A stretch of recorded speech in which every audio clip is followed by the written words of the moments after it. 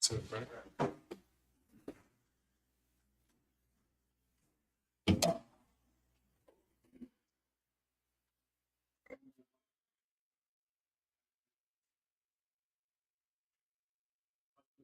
To the flag of the United States of America and to the republic for which it stands, one nation, under God, indivisible, with liberty and justice for all. Heavenly Father, we ask you to watch over this meeting today. Help our commissioners make decisions that are good for our county and for our citizens. In Jesus' name, amen.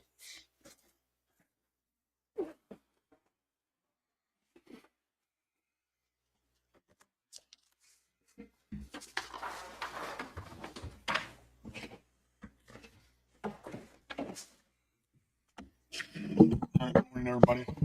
I have reviewed the minutes from last week. I'll make a motion to approve. I'll second it. Motion been moved and seconded. Any more discussion? All in favor? Say Aye. Aye. Aye.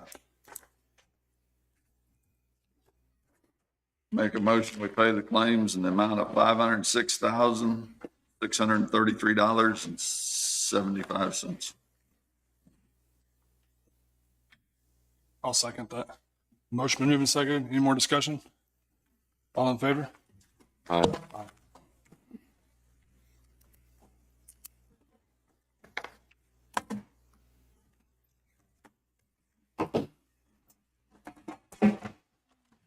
David, do you have anything right off the bat? Other than just the department reports, I've got a beer license that we'll handle along with those at some point. Yeah. Nothing pressing right this minute. All right. AMR?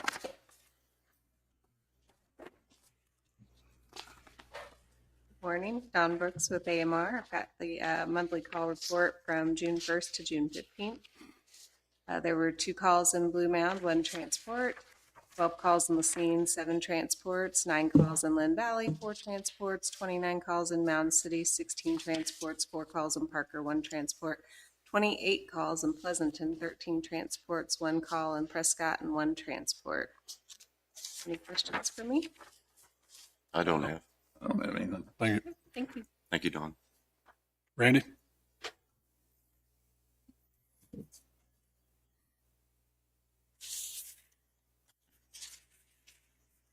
Good morning, Commissioners. Randy Hagwell, Linn County Rural Fire Emergency Management. Weekly call numbers. We had 5 total calls this week. This is a week that we had no fires. They were all either car wrecks or medicals. Brings our year-to-date total up to 271. I did go up and look at the truck that you give me permission to go look at, a tender in Bayport, Minnesota. Truck is phenomenal shape for being a 2001. There's some features to it that I wasn't aware of that would actually help us on our ISO points. So after looking at the truck, I would like permission to, they're asking for us to sign a purchase agreement and put $7,500 down to hold this truck.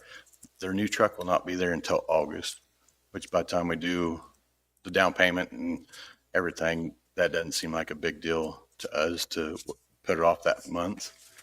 But I would like permission to, I gave Mark a copy of the agreement for him to look over to move forward on this truck.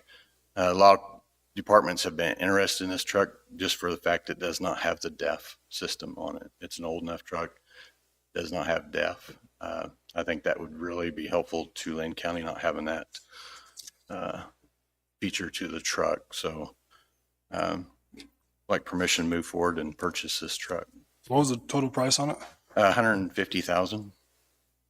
How much is freight to get it back here? We'd just drive it back, go up and drive it back. It's a little over 500 mile trip. We'd just drive it. So probably take 10 to 12 hours. It runs 65 miles an hour, but it's all interstate on the way back. So instead of shipping it, we just drive it. You have it in your budget for this year, right? So that would all come out of special equipment. We have almost 800,000 in that special equipment. So, Can you talk about the ISO points? so it has a feature to this tender. It's called a jet dump. It'll empty the 2,000 gallons of water out of it in about 30 seconds. That feature alone will get us a couple ISO points. Last time that Linn County went through an ISO scoring, they were a few points short of making a 9 rating instead of a 10 out in the county. That 9 rating would make a big insurance drop on houses outside city limits because of the tender. So that's something we do not have any on any of our other trucks. So we're currently at a 9. We're at 10. This would get us our couple points that would maybe get us to that 9 that would drop the insurance rates in the county. So 1 being the best, 10 being the worst. So Where are the worst? outside 5 miles of each city, we're the worst.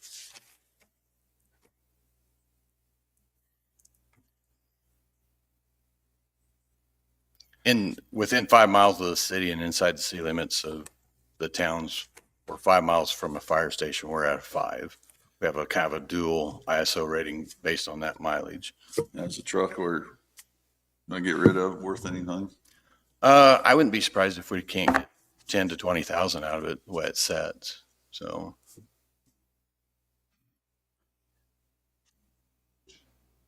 Pardon me? this tanker will probably end up on the west side of the county. Those are our slower stations.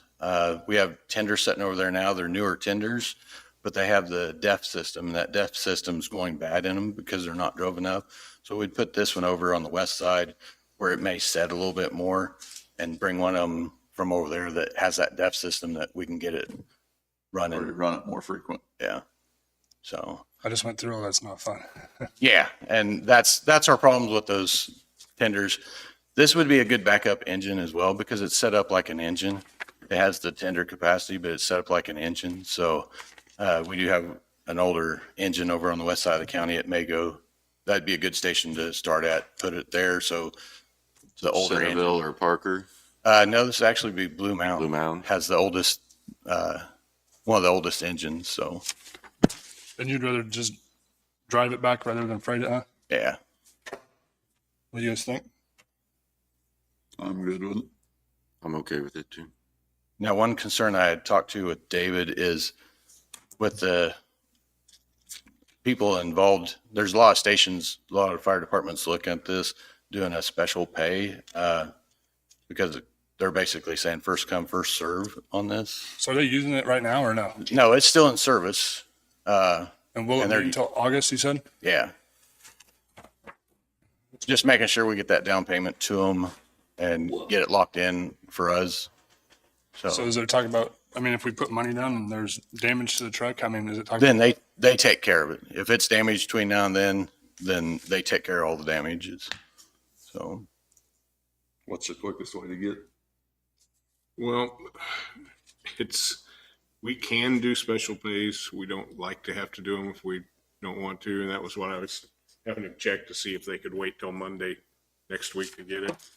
If not, we can run with it. It may still be a day or two before we can get everything processed, but I'll have to get with Janet too and make sure we can get everything done. okay. And I have a call in to them to make sure if we sign this contract, if they can wait that week on that check. I just had not heard back from them then. I just got the contract this morning to get it to Mark and stuff to look over. So Mark, can you take a look at it? I did. What'd you think? It's pretty standard to me and capped at $150, $7,500 down. And I guess the balance is due when there's delivery. So he'd need a pretty massive check on the day he picks it up. But I'll take him at his word that use it or lose it. We're gonna lose the truck if you don't get that money, that deposit down. I know he has 3 departments coming and looking at it this week alone. So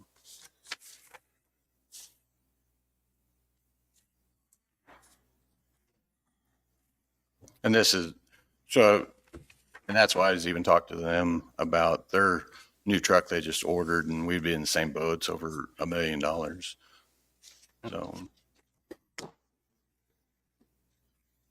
Well, I'll make motion that we give Randy the authority to buy this, purchase this tanker for the $150,000, $7,500. Get it to them as quick as we can, I guess. Yeah, we'll work on that, but that's gonna take getting back across the street and see what we can get worked out. Okay. now, part of that motion, David, does that need to, do they need to make it come out of the special equipment fund? It's not, I mean, I'm Okay. doing, it's fine. I'll second that motion. Motion been moved and seconded. Any more discussion? All in favor? Aye. Aye. All right, so I'd say probably Danny ought to sign the first line under Linn County, and then I can attest it below that.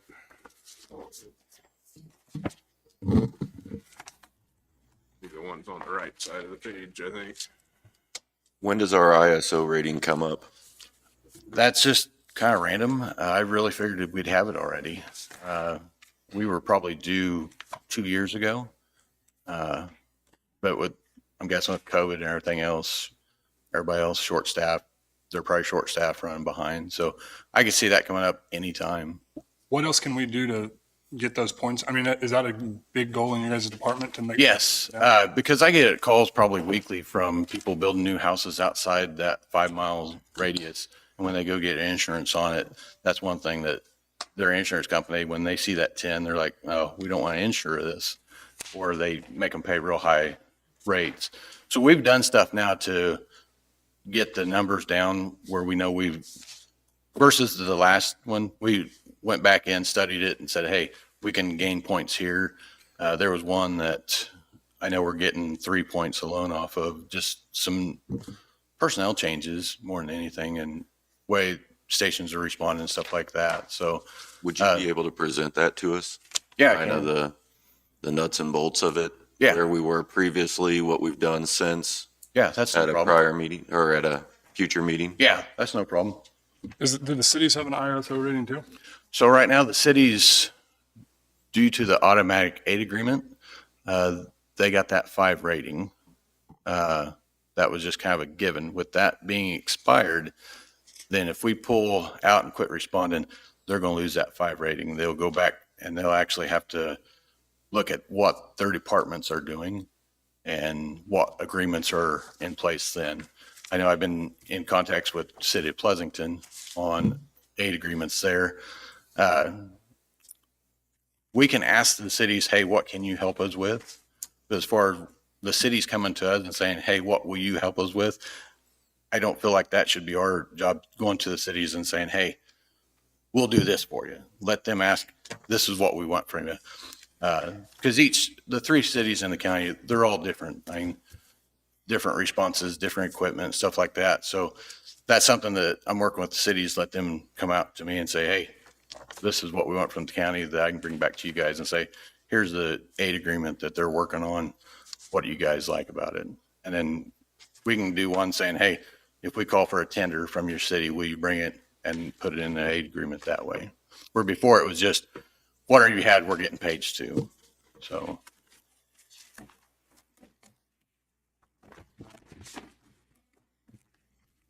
The other thing, I talked to Sean Friday. We kind of got short notice, but KDM will be down this morning, start looking at the flood damages on the roads and going through some of that, getting that process started. They're mainly in the stage of still collecting data to send on up to FEMA to try to get that approved to get federal money back. So that's where we're at. They should be here at 10 or so this morning. What do you got to do with them? They'll go around and do assessment on the damages, like some of the bridges and culverts that Road and Bridge has. So if Sean says, hey, we have 30 culverts washed out, they're going to want to go see a couple of them and say, okay, yeah, this culvert was washed out, and just get a preliminary assessment on an average saying, okay, they had this much to meet that threshold. We have to meet 44,000 for the county. They just want to come in and say, hey, yep, they're way over that 44,000. So they'll take some pictures and measurements, stuff like that. So it's just the start of a long process. So, question? First, can you make a copy of that? If we get out of here, also, maybe talk about being from Friendly Mountain. It's actually through Bayport. It's actually, Brindley Mountain was just a broker. Okay. So it's actually straight to the We city, need to know on our checks. who to make it out to. how we want it made out and Okay. address and all that, too, but there's this sign.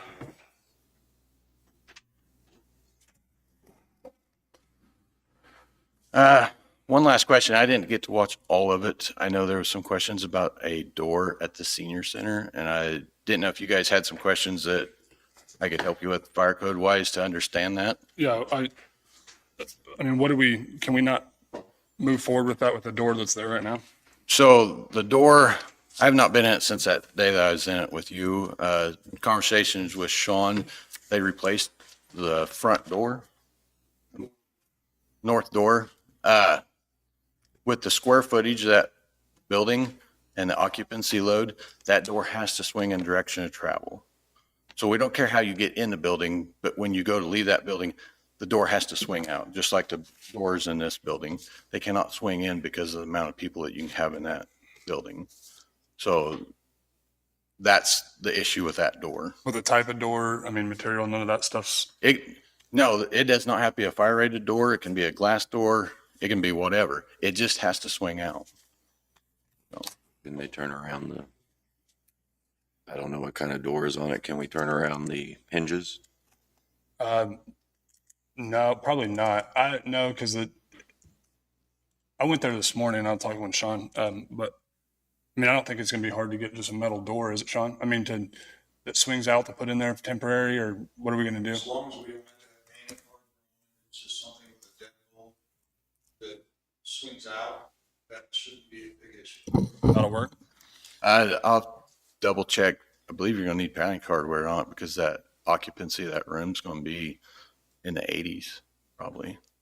I know you probably never have 80 people in there, but it goes on how big that room is. How did I'm confused on how we ever passed at the old site then. Do what? How did we pass at the old site? So what it was before was,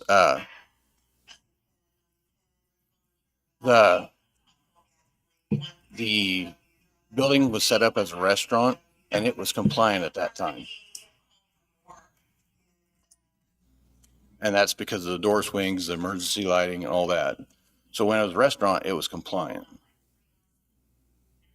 It's that one door that they changed direction, made it incompliant. So, okay. And we can talk to Sean about this.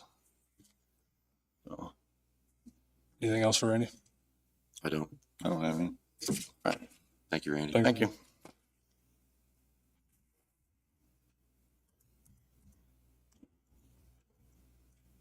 You got something there?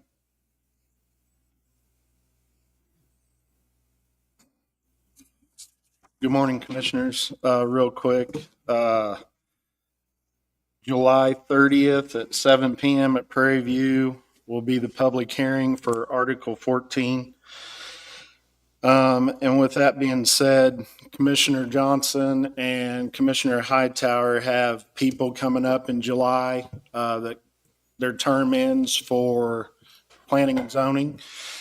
My recommendation, since they've went through all this, can we hold off on replacing them until after the public hearing and a decision's made? Or if you don't want to wait and have somebody you want to recommend, so I can reach out to them, because it's supposed to change the first week of July. I'm good with waiting. I think it would be prudent to wait. Okay. That's all I got. I will, I'll start making posts and stuff for the public hearing notifications and stuff. How you gonna do that? Or social media, newspaper type stuff, or how you? Yeah, I mean, it's a ways off. I'll probably send out a few notifications on the new notification deal. And for the paper, I mean, I can post it a couple of times. by law, I've got to do it 20 days before the public hearing. And we'll probably set up the Sign. sign again. Okay. And Prairie View's been contacted and all that? You're good, they're good with it? Yeah. Yeah, that's what I've been waiting on is confirmation from them. Okay. Which article? 14? 14. 14.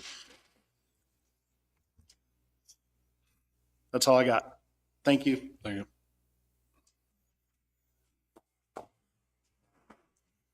We got the sheriff's report, if you want that too.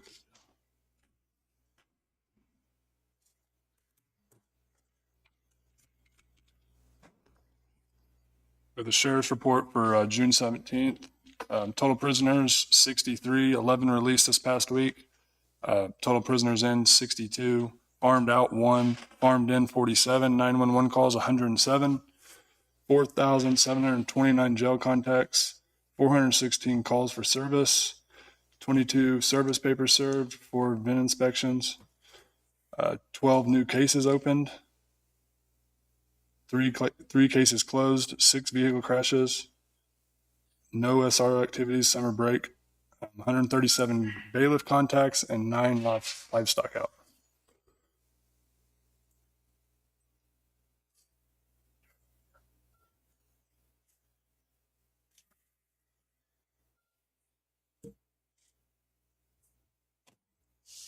Okay, I do have a beer license renewal if you want to get that taken care of before we move on. Yeah, that's This would be, it's actually Power Stop, but it's now under the name of Sunflower Energy LLC, doing business as Power Stop. But it's the same people that had it before. It's just a renewal. So all I would need is a motion to approve cereal malt beverage license number 2024-2. And then there's a spot for the chairman to sign down here at the bottom right of the form. I'll make a motion that we, excuse me, approve cereal malt beverage license 2024-2 for Sunflower Energy LLC. I'll second. Motion been moved and second. Any more discussion? All in favor, say aye. Aye. Aye. If you want to sign the very bottom right on there's a spot for chairman.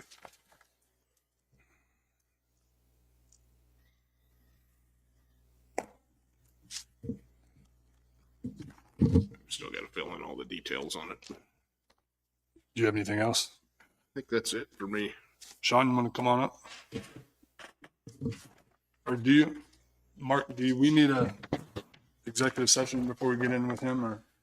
Well, in speaking with Public Works, we received correspondence from the Kansas Department of Transportation indicating that there was a change in position and that they wanted to communicate it to the Board of County Commissioners. I think it might be prudent to discuss the contents of the letters, which will eventually become public, but make sure that the commissioners understand what they're conveying, give them a chance, if necessary, to communicate with KDOT, point of contact if there's any questions, and then come back here and then have an open discussion on what you want to do with this new information. Would it be a trade secret?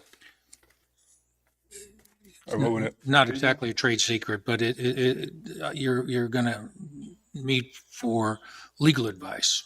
Okay. How many minutes we need? 15 tops. I think that'd do it. Sean, you good with that? Can we do that first and then come back? Sure. I'll make a motion to go executive session for 15 minutes for legal to discuss the KDOT transportation grant. I'll second it. Motion moved and seconded. I do want to add to that, we'll be back at 9:38 according to the time. 9:38. Here. That's my motion. Oh, we already had a second, didn't we? All in favor, say aye. Aye.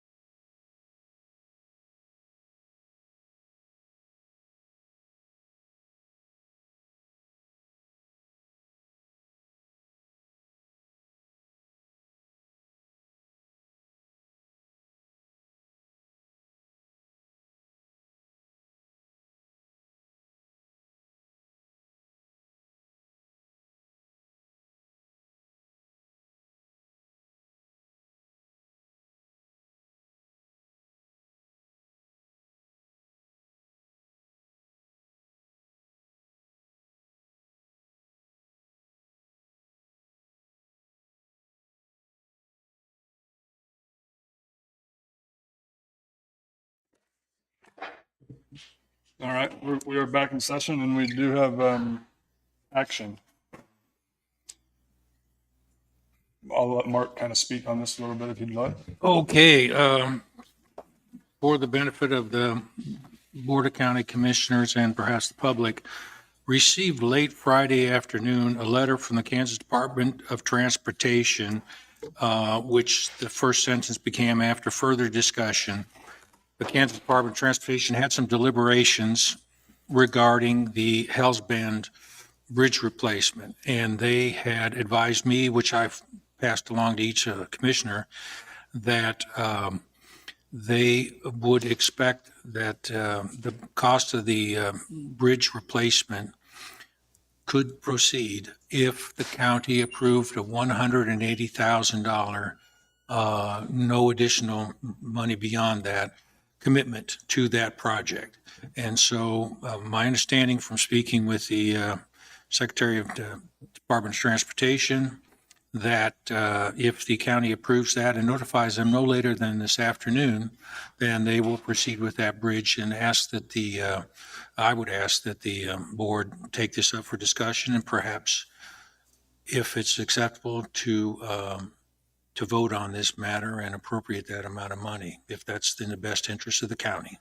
And the 180 is the original, what we were going to allocate towards that project at the very beginning when we bought all the right of ways and right? Yes, sir. My understanding is that the original estimate was in the $900,000 range, and that you would be expected, you, the county, would be expected to contribute no more than 20% of that project.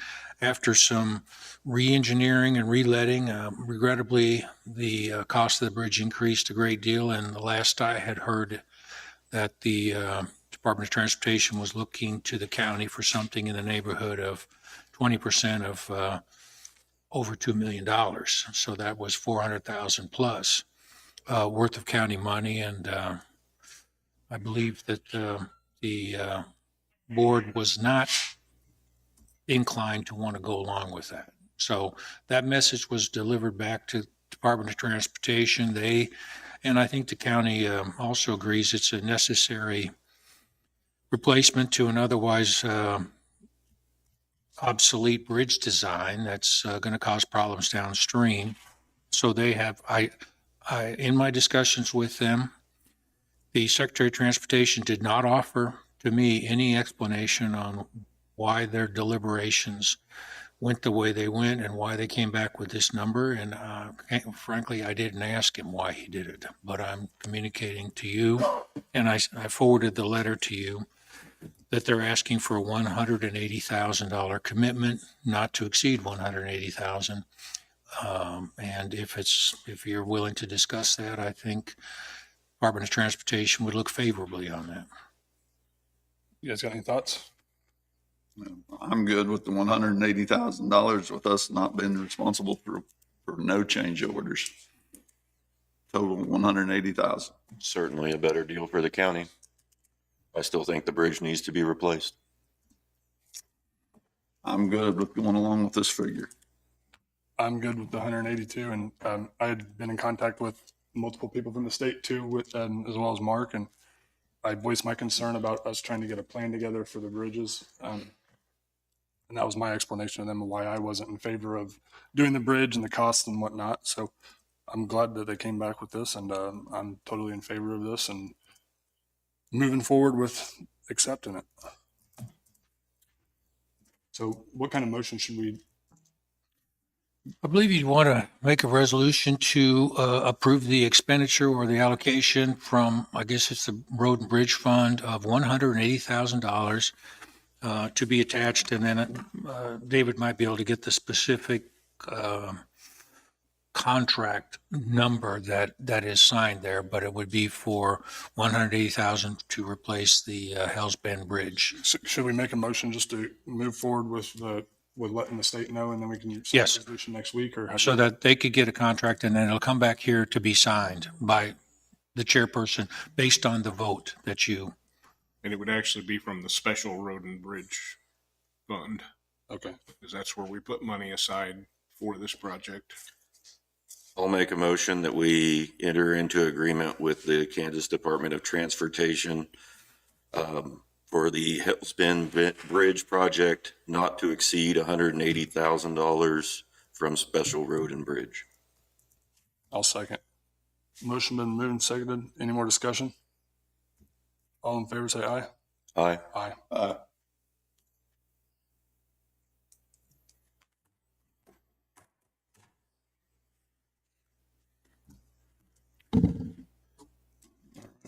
Sean, I think, are we done? We're done with all? Yes, I think next step would be, John would be talking with, sort of give a semi-official notification to KDOT that we've approved their most recent offer and that we will move as quick as they move on getting their contract back to us to begin the process. And I believe they take it from here. Good with that, Sean? Are you good with that? Okay. All right, you want to come on up and present to us what you have?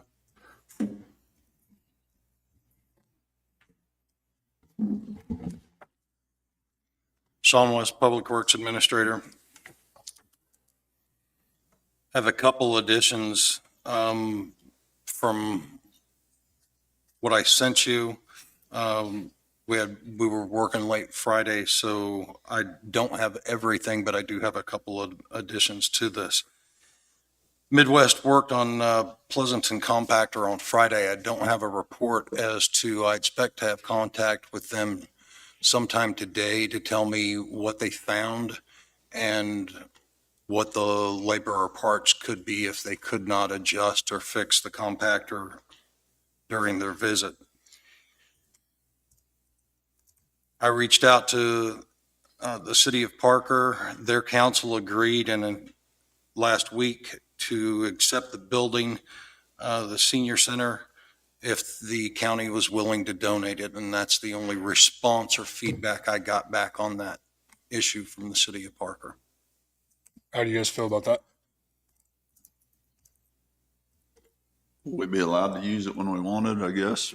Because David, you'd use it for elections, right, David? Use it for elections or certain times you need it, right, David? Could we, talk to them about that? Talk about, allowing David no cost to. Well, if my understanding is that's their answer. If you were willing to donate that during the donation process or the resolution could state that exception, I'm sure. I would be. Say typically twice a year, sometimes 3.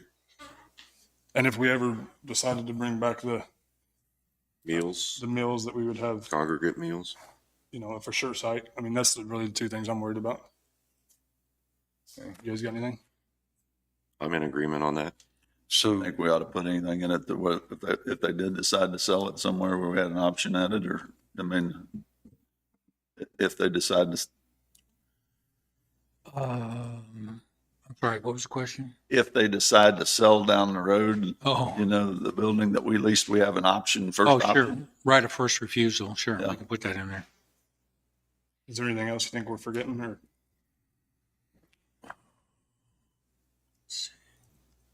What's the building worth? What are you giving them?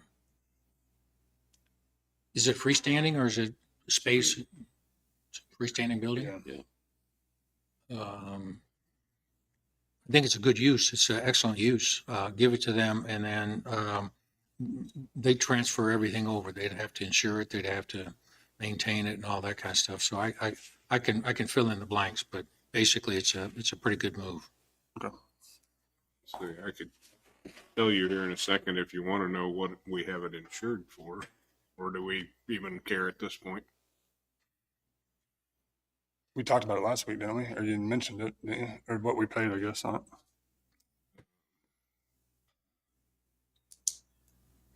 Find it on here. It's gonna be.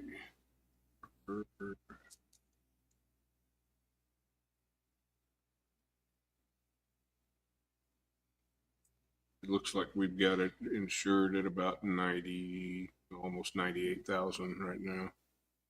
Building.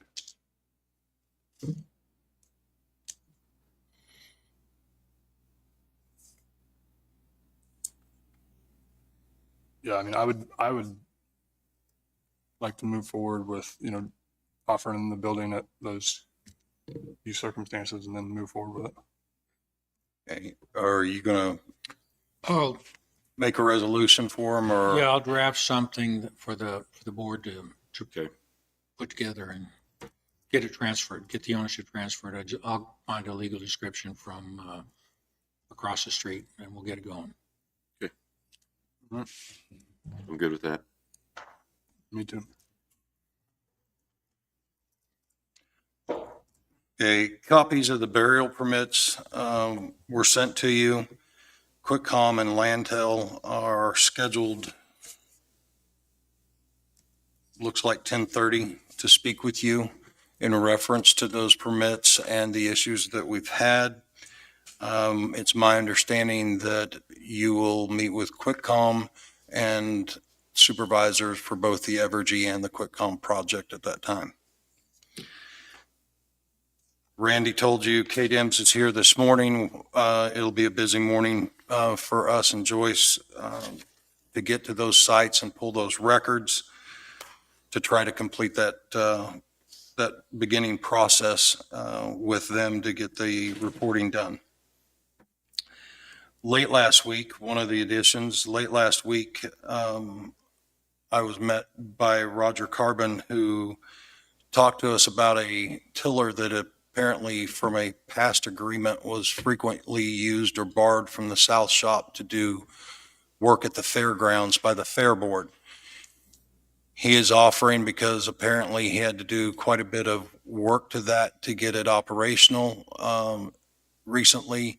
He's offering to store that at the fairground with us having complete access to it. So it's indoors, not outdoors, and it doesn't have to be maintained as much. I told him I was unable to move county property without speaking to you first. Is it something that we use all the time, or is it? Infrequently, I believe. I can't tell you everything it's used for, but I know it's not used on a daily or sometimes even weekly basis. And if it's very nearby and we had access to it, I don't think it's prohibitive for us to pick it up there, and it may actually extend the life of the equipment to be indoors. What do you guys think? I'm good with it. Good with it? I am. I'm all right with that. Okay. Chad from Call Valley can't meet with us because of conflicts until next week for the 900 and Waddles site. Cost summaries for road graders. So I'm going to talk about that. I had reached out to the homeowners that would be affected by that bridge or those culverts if it was completely shut down until it was just fixed. No temporary. Don't spend the money on temporary. Just do it. And Brandon was one of them.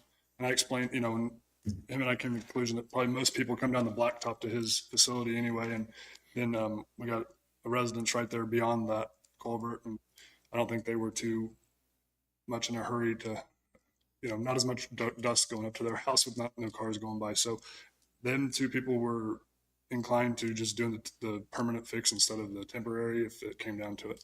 So with it being closed. Okay. So just taking it out and fixing Just it, right taking there, it out. shutting the road down. And Brandon was the biggest one that I was worried about. So I went and talked to him, and, he said, yeah, GPS will take you up, down that road. But he said majority of the people follow the signs from KC's down the blacktop, and there's a lot less gravel. So he was okay with it if that's what we needed to do. So just a thought, so you can think about it. If you're directing me to leave it closed, then if you want to meet with Chad so he can explain the long-term fix and the necessities, I can still have him show up. But certainly of the two options, a temporary fix and leaving the road closed until we get the permanent fix, leaving the road closed is a cheaper option. And because we're talking about temporary patching and not a permanent fix, probably a safer option. The only thing that I would do if you directed me to leave the road closed would be check the signage on a periodic basis to make sure it's clearly marked and make sure we've got even though we have it up now, that the signage is maintained, the temporary signage may become a little more permanent. What do you guys think? I think that would be good. One thing I haven't looked at it, but I got a phone call over. It might be changed now, but the road closed at the beginning of from Vernon towards Waddles. So it'd be going east. Is the signage, the road closed signed up that way, all the way up there? So I got a phone call saying why we didn't put the road sign or rose closed sign all the way back at Vernon Road and put it past the skipper's house instead. So, and I don't know if it's been fixed, but I will check the signage, but with your direction, I will go out and I will check the signage and make sure there's plenty of advance warning and that our signage is maintained during that period. I'm good with it. Cost summaries and road grader reports, we had put on hold. Joyce was gone for vacation for several days this last week. Road graders, we had 3 graders go down with AC issues.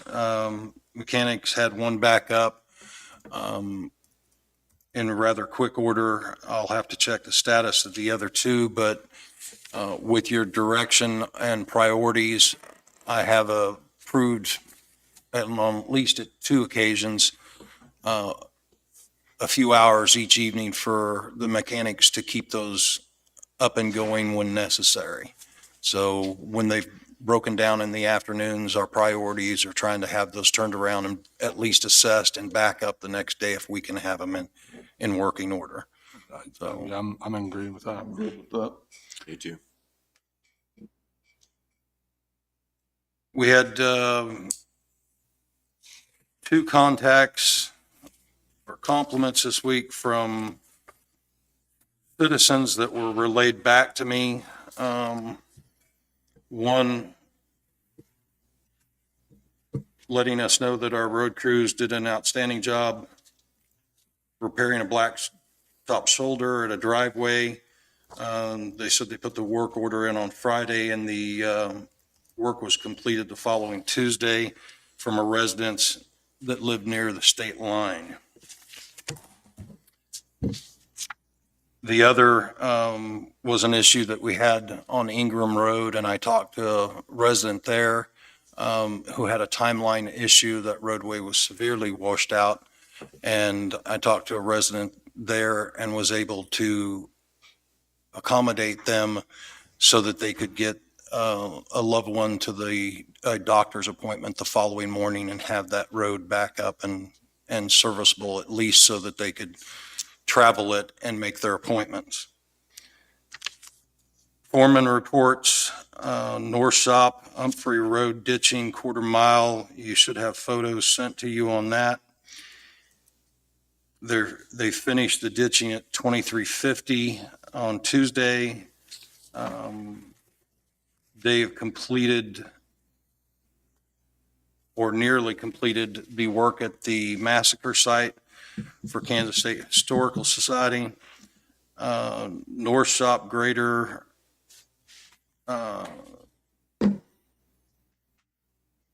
was brought back from maintenance at the shop. Mound City's grader is coming back on Friday. They believe they'd have their second one back out of the shop on Friday for that week. North Shop intends to start mowing the paved road so that the spraying can begin and is working with Johnny to accommodate that. South Shop, Scott Road ditching complete, tubes installed. Montgomery, they're still working to complete it and clearing tubes.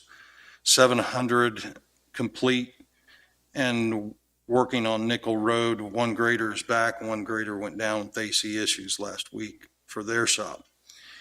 Pleasanton installed 3 culverts, worked on ditching and road maintenance projects.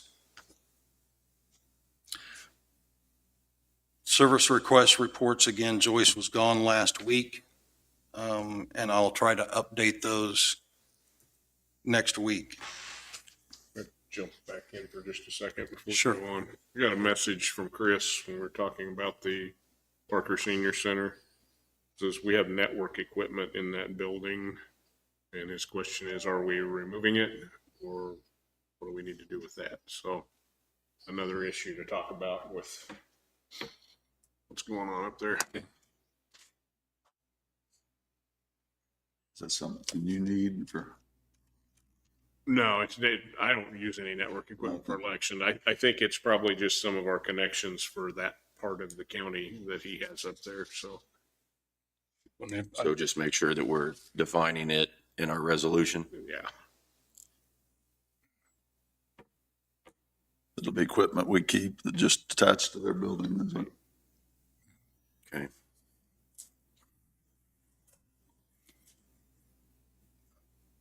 You asked me to better define greater information and agreements. I was unable to meet with the foremans and the mechanics this week due to work schedules. And we'll be meeting with them this week to pull that information together and present it to you next week. Sean, I got a question or just a statement. You know, would it be beneficial to look into, or I guess with this emergency declaration emergency or whatever it is, would it pay for like, if we looked into like a leased grader to bring in for like a month or something, would that cover the cost of that? Like a bounce around grader? It seems like we're having a lot of, issues with these things breaking down. I mean, would that be ideal? That's something we can discuss with them today when we're out with them, but I don't know the answer to that. What do you guys think on that? Is it something we should ask about? I think we could lease one for a while. I mean, that'd bring you one. You could get a leased grader. No, they're just. I'll tell you what, Sean, there's a lot of roads in my area that's never been hit. We're going on 8 weeks. I was out putting signs up Saturday and a guy stopped me. And we got landowners doing it. Just like Flint Road and 1525, you and I talked about that last week. I understand that you didn't have a mower Thursday. Part-time mower was off and you said they'd be there Friday. We got a landowner mowed it. They didn't show up. Mowed part of it. I've discussed that with the foreman and we're in discussion about, I passed that on to our taxpayer that we didn't mow it Friday and then they don't show up. So, I mean, and another neighbor went and mowed quite a bit of it with his own equipment. So it said we were starting to mow. So, I mean, so we have all the mowers occupied, we have the graders occupied, and then all the individual pieces of equipment like the skid steers and excavators? you still have one more broken half and trying to complete the repairs on it because the mechanics had to pull on and off of that job. I don't know whether he's put the machine back together or where that's at in that process. So I'll have to check on the status of that mower. I know the boom mower went down because a hydraulic holding tank had to be sent and repaired, and it was repaired and put back on the machine, I believe, last week. So to answer your question, yes, they are utilizing all the equipment and manpower they have currently to try to keep on the project and keep after task, but they have suffered quite a bit in breakdowns. As far as your question about the road grader, I mean, are they gonna supply us with a road grader No, this they- far afterwards? yeah, I'm just wondering if they would cover the cost if it's something that we needed to get. That's a question I can ask, and I just don't know the answer to their funding mechanism or how that works. How do you guys feel about looking into a portion of the county and let's contract a portion of it to somebody and just see how that works? You know, Maintaining, yeah, just put a bid out there on a portion of the county and see if somebody would be interested. what do you think?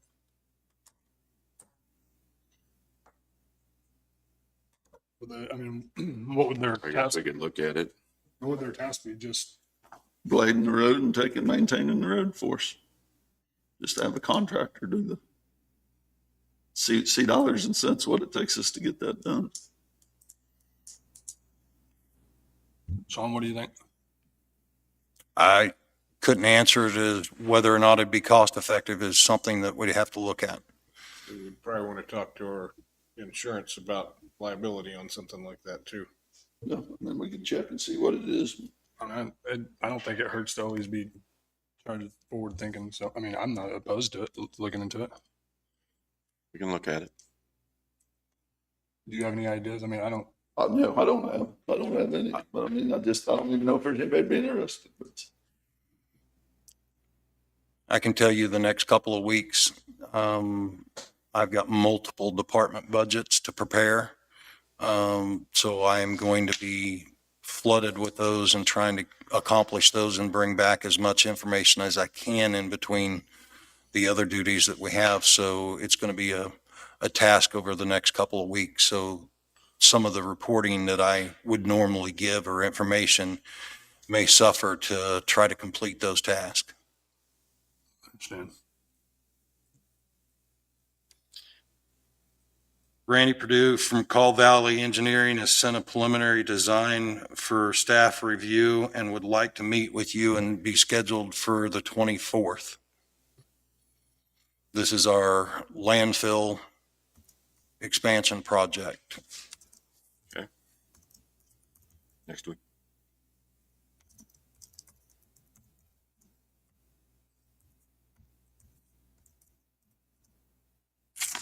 I'm good with that. You good with that? Yes. Okay.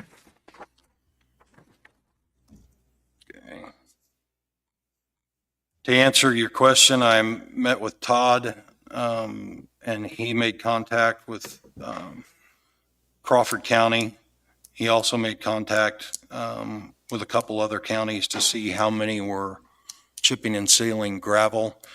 Crawford County was the only one that he made contact that was doing this. A few were actually taking hard surface roadways back to gravel because of the maintenance cost. He estimated with the roads in the condition that they're in for that 2 miles, that it would be $115,000 to $120,000 a mile to put that into chip and seal through the process that Crawford County is doing for the compaction.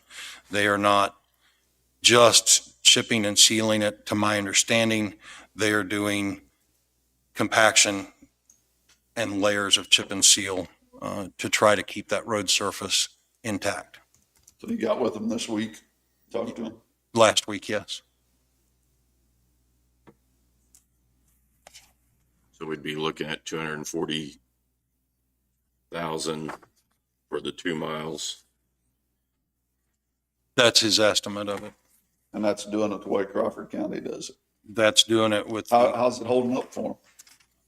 I don't know that they've got anything in place long enough to give us an accurate depiction of whether or not they've had to go back and patch or had swags or cracks. But their method is a little different because they're trying to make it more resilient than just chip and seal over gravel.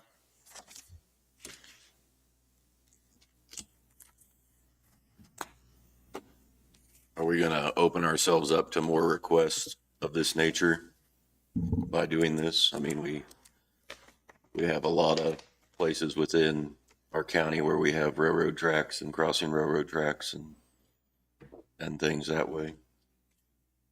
Just a thought.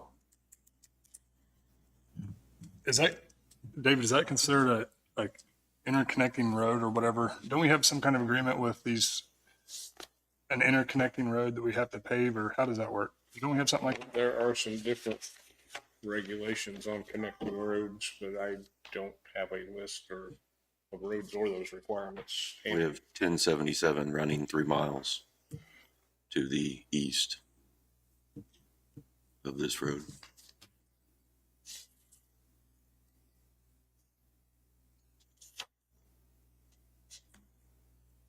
I know that's been brought up for something since I became a commissioner. I don't know what the answer is. I mean, Sean, what do you think on that road? I would like to know if it's chip and seal. I would like to know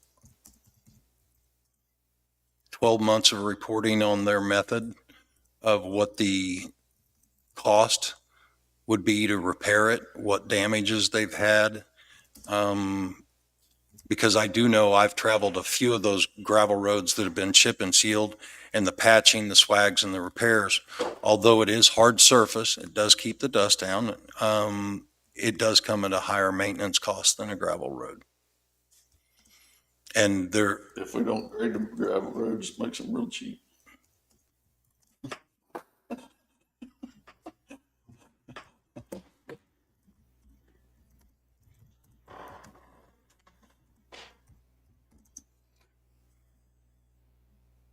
What do you guys want to do moving forward on it? Do you want to, I'm okay getting more information on. I'd like to see what Crawford County's history is. I mean, how many years they've done this. there was, Sean, I think I gave you a card one time when I went to that deal out there in Topeka this last year, or this year, whenever it was, our conference deal. There was was it Wichita? Yeah. So there was a company there that gave me a card that I think I might have gave it to you. Do you remember? I've been given several cards I think over they were a period of time. asphalt company, and I think they were I think they did this exact thing that you were talking about. I'll try to see if I can find that card, but I'll see if that's exactly what it was. But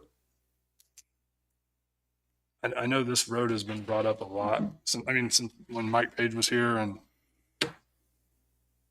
I don't really know what the answer on it would be, but I think we either give him a yes or a no, either way. So I guess we'll do our homework on it, figure it out. I'd like to do a little more history, see the history of what it is, the way Crawford, The repair. what they're seeing the repairs. How long they've had it in place. Yeah. Okay. Good with that. We can have Todd reach out to them. He can reach out to him, or I can make an effort to reach out to him and try to email him, get some maintenance records. Okay. Wi-Fi was completed and put in by the provider at the old bathhouse.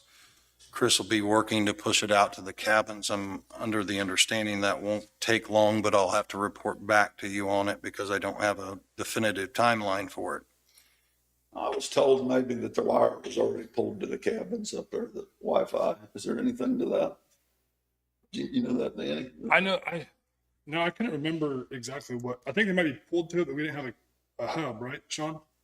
We made an effort to pull it from the bathhouse in conduit and cross the roadway, actually two roadways, one coming down the hill and then one going over to the cabins to try to connect it to that first cabin, but that effort failed in its connection. I guess I wasn't aware. I mean, we tried to trench it out and tried to get the conduit, but we were unable to pull the line to get it to work. So the Wi-Fi's not been pulled through the conduits, what you're saying? That's correct. That effort failed. So, but we're to the bathhouse now. We're going from the bathhouse to each cabin. A second service from the bathhouse, then they're going to It'll be it over. It'll be wireless to the first cabin. There's Chris. He could probably elaborate on it a little bit, just so we're all on the same page. Sure. Chris, just in time. Do you want to come and speak about the Wi-Fi at the cabins, if you could, please?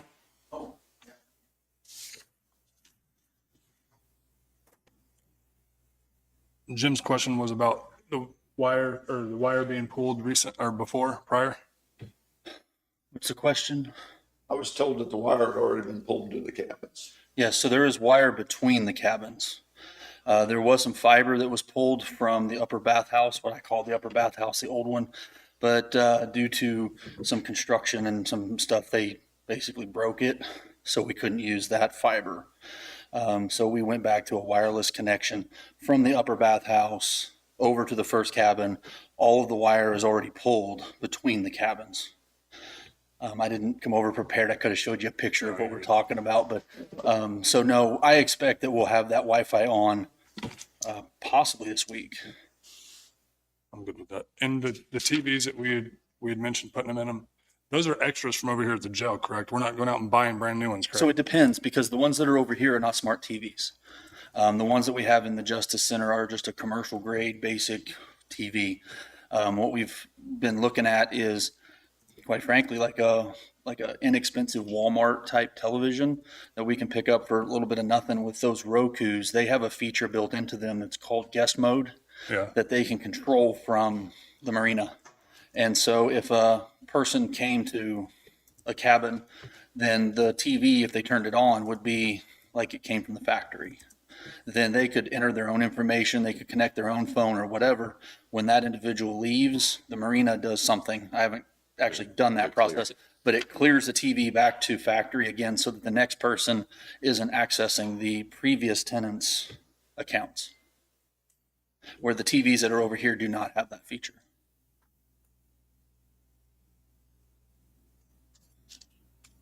What do you guys think? Keep trying to get it pushed out. Did you have anything on the Parker Senior Center? I did, actually. I wanted to clarify. So the equipment that's there now was for the senior center itself. There's a cordless phone and a desk phone that's in the building, as well as some Wi-Fi. And then we have an antenna on the outside of the building that we take our internet that comes off of a tower to push into the facility. So would you want that equipment removed? I mean, That was just for the senior center. it was, yeah. I don't think we need to do it. I think I don't either. Yeah. Okay. I mean, is that what you're? That would be my recommendation. If we're not going to have any county use in there, I mean, they're welcome. If the city's going to take it over, they could bring in their own internet, I would say. I'm good. You know, we just wouldn't have to manage it at that point. And Chris, while you're here, I got a question about the Civic Plus. I saw on their website they talked about parks and recreation. Is that something that we could utilize at the park? Do you know? Or do we have to buy a? So Civic Plus has like a lot Right. of different modules. I've never looked at that. Okay. I can if you want me to. Well, if you could, I just want to see what our contract entails. Like, you know, what else we could add, you know, our services on it. You know what I mean? Yep. And how's that going? Are we utilizing that yet? I know Darren has sent out a message on that system. It's all up and going. We've had people sign up for notifications. But you know, the departments that We're would not be getting sending them, much- they would be the ones that need to trigger those messages. Okay. And they're all well aware of how to utilize it. Yeah, we went through about a 2-week period of being able to do some tests and things like that. They could send out test messages if they wanted to. The video has been sent around for the training, as well as I'm available if they have any questions. I helped Darren with his first one. And Darren's the only one that's reached out to you so far. Yes.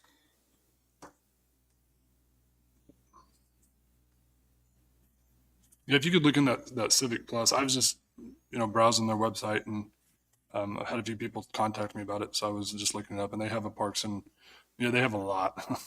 Yeah. So They have a lot. Yeah. I mean, we only purchased so far the notification part of their platform, but they do have a rather significant platform. I mean, if you have time, you could look into it. If there's things in here you think we could utilize to help the county run a little more efficient, that'd be great. Okay.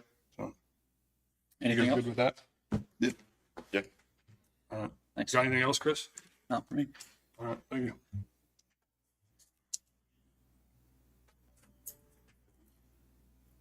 Commissioners, would you like me to continue or would you like to break for public comment? How much more do you have?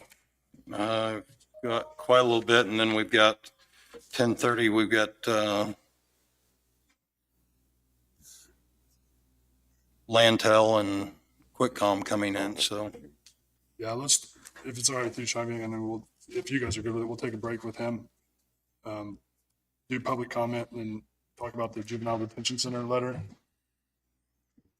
We've already done the Hell's Bend, so. Nope. All right. Well, at this time, we'll open it up for public comment. So if you have a comment, come on up to the stand, say your name, visit with us. No public comment? All right, we'll close public comment. All right, Mark, do you have this signed letter from the Juvenile Detention Center? You want to talk about it?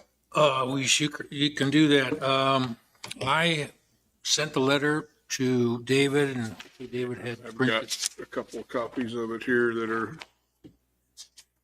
ready if you're.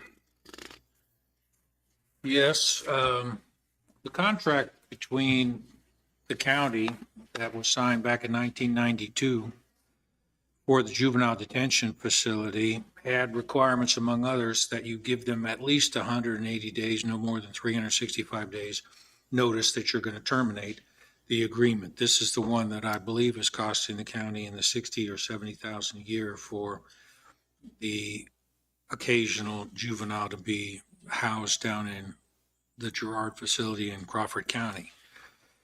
We're still in negotiations with Johnson County. As recently as today, we had an email exchange that Johnson County's lawyers are working on firming up a memorandum of understanding or some kind of an agreement between the county and this county and their county for a per diem housing of juveniles. But I wanted you to get that letter, maybe decide this week, maybe next week, but don't wait until after, July 1, because then you're on the hook for another $67,000 for that agreement because, Depending on their budget request. yes. So we need to get the letter sent from them. Unfortunately, without having a replacement, but I don't anticipate any problems with Johnson County, and there are other options as well, even if Johnson County were to fall apart, but I don't think it will. It just- Last year during budget, when we brought him in, he had stated up here at the podium that they do take people, just, Daily rate. yeah, at a daily rate, and which was why it was such a concern of mine of why we're doing a contract if they're accepting daily. So maybe it'll be terminate the contract from 92 and, talk about a daily rate with them too, maybe. As a fallback, sure. There's 2 copies of it. I'll make a motion that we give a notice of termination to the Crawford County Detention Center, the Southeast Kansas Regional Juvenile Detention Facility, signed by the chairman. I'll second. Motion been moved, seconded. All in favor? Aye. And Mark, I didn't go back and look at that agreement again, but I see it's addressed to the Board of Commissioners in Crawford County. Is that the only place we need to send it then? Looking at the agreement, that's all that they need to be told. Okay. Getting the other counties involved would be only if we were wanting to get out from under the contract through some other means, but they're the parent.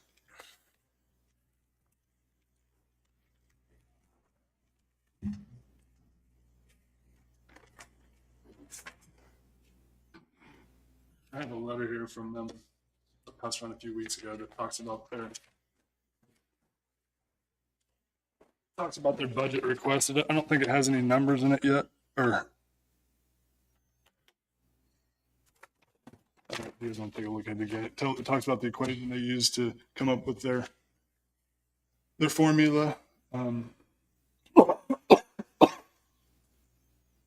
It says 2005, based upon 50% usage of bed days by each county in the most recent completed 4 years, and 50% based upon assessment valuation of population in each county.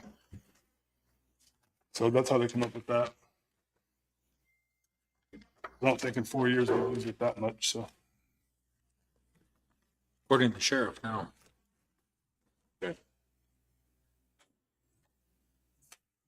So, all right, well, I sign those, we'll get them sent off and.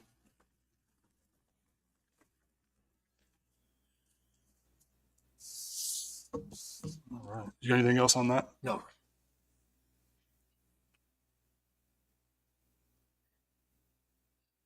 Want to discuss the compactor agreements? We had meetings, telephone conference calls with all 6 cities, and they expressed interest in assuming the permitting requirements. Some of them had questions, which we will have to deal with each contract. I'm not sure if Sean has had success reaching out to the homeowners association, but for now, no one rejected the idea. So the next step is to send the agreement to the cities and possibly the property owner or homeowners associations to take on the permitting requirements, have their bodies, their city councils, their members, their lawyers look over the agreement and send it back to us, in which time then I would submit the letters to the commission for countersignature to get that permitting over to them. They've had it explained to them that this year's permits have been applied for and paid for. Going forward, we received some information when this came up, I think last week or the week before, that some of the commissioners were thinking we would pay for the permitting. So we need to kind of firm that up, who's going to pay for the permit. But as far as who's going to be inspected and who has to respond to a state inspection of the facility, we're wanting the operators to do that. That's basically what it is. We want the operators to be held accountable for their own hours of operation, their own cleanliness and efficiency and all of each compactor site. But the county still, unless there's been a change, is still going to own and maintain the compactor itself, and the county will continue to provide an empty receptacle and then call for delivery and removal of the full receptacle to take it to the transfer recycling station in Prescott. Is that our understanding? I think so. So the question was if we're going to pay for the permitting for the cities? That's basically the question Well, for yeah. you. I'm good with paying for Okay. the permitting for them, and Okay, so the funding will come out of the county for the permitting, but the permit itself would be in the name of the city or the HOA. Okay, so that's the way the contract will be sent out. It'll be in their hands and then it's coming back to you. I'm good with that. me too. Yep. Do the Okay. cities have any, or homeowners association that are here have any input? You guys have anything on that? No? Nope. Until my council reviews what documents sent it out. Okay. Thank you. But you understand what we're, Understand responsibility and what might also be involved in solid entity that was taking it from a permit at the city level. I'm not sure how that transfer works yet. But KAB, and Sean, you can answer, I don't know if you've been in contact with Sean or not, but he could maybe answer some of those questions for you. Okay, good. What was the question? I'm sorry. We were just asking him about Blue Mountain, right? Just talking about the trash compactors and, if the city's had any input or concerns. And he was stating about the permitting process and all that, so. That the permit being in the city's name and then us being the one hauling it, is that correct? Well, this is my experience. My background with people in there, I guess, I've been up there 43 years, and put that 43 I spent. 29 is the first technician, supervisor, shop, dealing environmental issues. Anytime that, we created a product that would be solid waste or what we had, anytime it transferred between ownership, you still own that permit. The next contract, for my concern is, you guys run a pretty good operation for my concerns, but if you take refuse that I've been under my permit, am I still responsible for that? You remove it, should something happen to your my collection site permit versus your processing site permit? Well, I think the only thing that's going to change is, like things laying outside the dumpster or removing fences and it falling back on us. We knew nothing about it. More or less just kind of, we're more of the middleman, I believe. Am I right? I mean, To some degree, yes, and there are options on the permitting type. I've been advised that we can permit them under the cities with the county listed as the operator, secondary on the permit to clarify even further that we are still a part of the operation of that, but the city holds the permit for the site and the collection. But I'm just doing my due diligence. Right. My community. I mean, right. And we're not trying to Understood. Make anything harder for you guys. We're just trying to eliminate the middleman and let you guys do as you please. And we just, get some good agreements and move forward with it. So. Understand that the objective of what we're doing is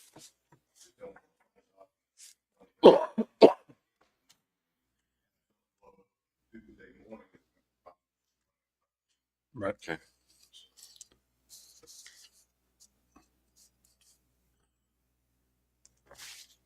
All right. So, you got any more questions? Anybody got any more questions on that? I believe from our discussions with the lakes and the cities that your intentions were well received. There were a few questions that we can offer some clarification or try to, but that the overall intention is to change only the permitting and the process from the previous contracts, and that all of the other services and commitments would remain the same from both parties. Yeah, I'm good with it. I'd like to move forward with it and get it out to them so they can review it. Good with it? I'm good with it. Yep. All right. That's it on that, Sean. Looks like it's 10:30. We got discussion with QuickCom and Lantel over the fiber projects going on through the county. Is there any representatives here from them? Yep. All right. Come on up. Just state your name and which project you're on and what's going on. I'm John Terry, Community Relations and Business Development with QuickCom. So I guess with QuickCom, we received we talked in here about the MOA. Yes. And, we thought we were all on the same page, and then we got an email stating that there was minor changes Yes. that we weren't aware of where this came about, how it came about, and why it's being presented to us. And I don't even think we didn't notice any changes in the agreement. Did you guys? I did not notice any changes. Well, we just changed the date because it was originally February in a blank, so we changed it to this month. And then we added one little piece to, I think it was section 3 that said, except in the case of county negligence.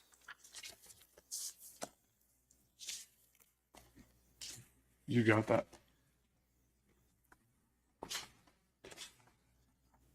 What do you feel with the county negligence in our right of way? I guess that's my question. Well, that's honestly a good question. Our council drafted that. I'm assuming what it means is if we have a clearly marked fiber line and one of your guys goes out there with backhoe or something and digs right over that marked line, that would be considered negligence.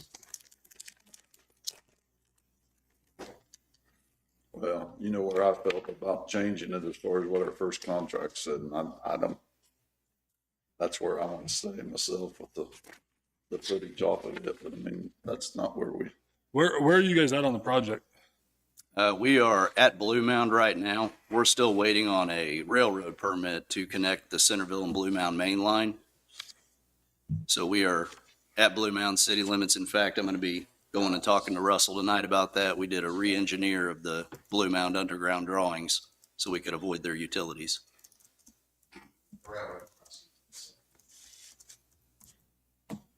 How much more or how much longer you guys got on that project, do you think? Well, if that railroad permit came in today and we started on Blue Mound tomorrow, I would say 4 to 6 weeks. So under this MOA, we asked you to do some as-built. Do you have anything on that? Well, we will have a completed as-built when the project's finished that we'll present to the county. How many spots have you, everything. how many spots have you guys ran into where you guys can't get it at depth? And That's a good question. I'll let Lantel answer that because I'm not 100% sure, but And you've those already, as-built will be turned into us by Lantel. We'll develop a final. right, but you draft. guys don't have just a rough draft as-built that we can take a look at to see how many spots we're actually doing? I can ask engineering, definitely. and when you say 4 to 6 weeks for completion, you've already pulled fiber through your conduit? Yeah, Centerville's lit. Everything up to the railroad crossing is lit and operational. It'd just be a matter of getting fiber to Blue Mound and then the duct and fiber in Blue Mound done. So have you already trenched south of Centerville toward Yes. Blue Mound? You just need to get underneath the railroad crossing. That's it, yep. And that's, from what I understand, if I'm not mistaken, that's a what, 1 to 2 day, you drill under it, pull the duct.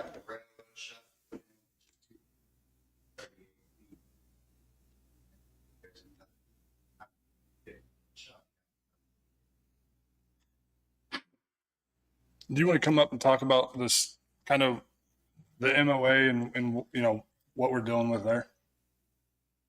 The MOAs between us and QuickCom. Yeah, I know, but I want to know. I asked last week for them to bring in just a rough draft of as-built so we could see how many spots we're dealing with, and no one did. So can you talk about that? So you're wanting to know where it's shallow? I mean, yeah, I mean, are we looking at a bunch of different places? I mean, are we, No, I the mean, only place that it's not at 3 feet is in the rock areas, and that's where it's at 2 feet. Which on our prints, we've had to note where the rock is, which is pretty much, the name of the road, 1077 and, south of the tracks along where the quarry's at. The 1250. There's a lot of rock there. How many drop boxes are in our right of way? I guess that's a question I have too, to where in our ditches to where if we need to clean the ditch out, I guess you're talking drop boxes. My handholds are placed at least 5 foot off of your roadway. Like you said last time I was here. All the boxes are at least 5 foot off of our right of way. Yep, the one you were mainly concerned. Yeah, we shifted that further back to get it past the 5 feet.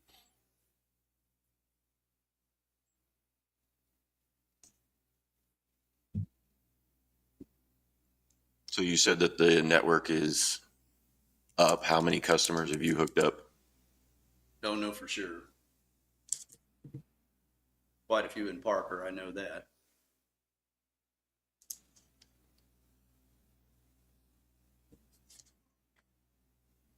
you got any more questions for Mantel?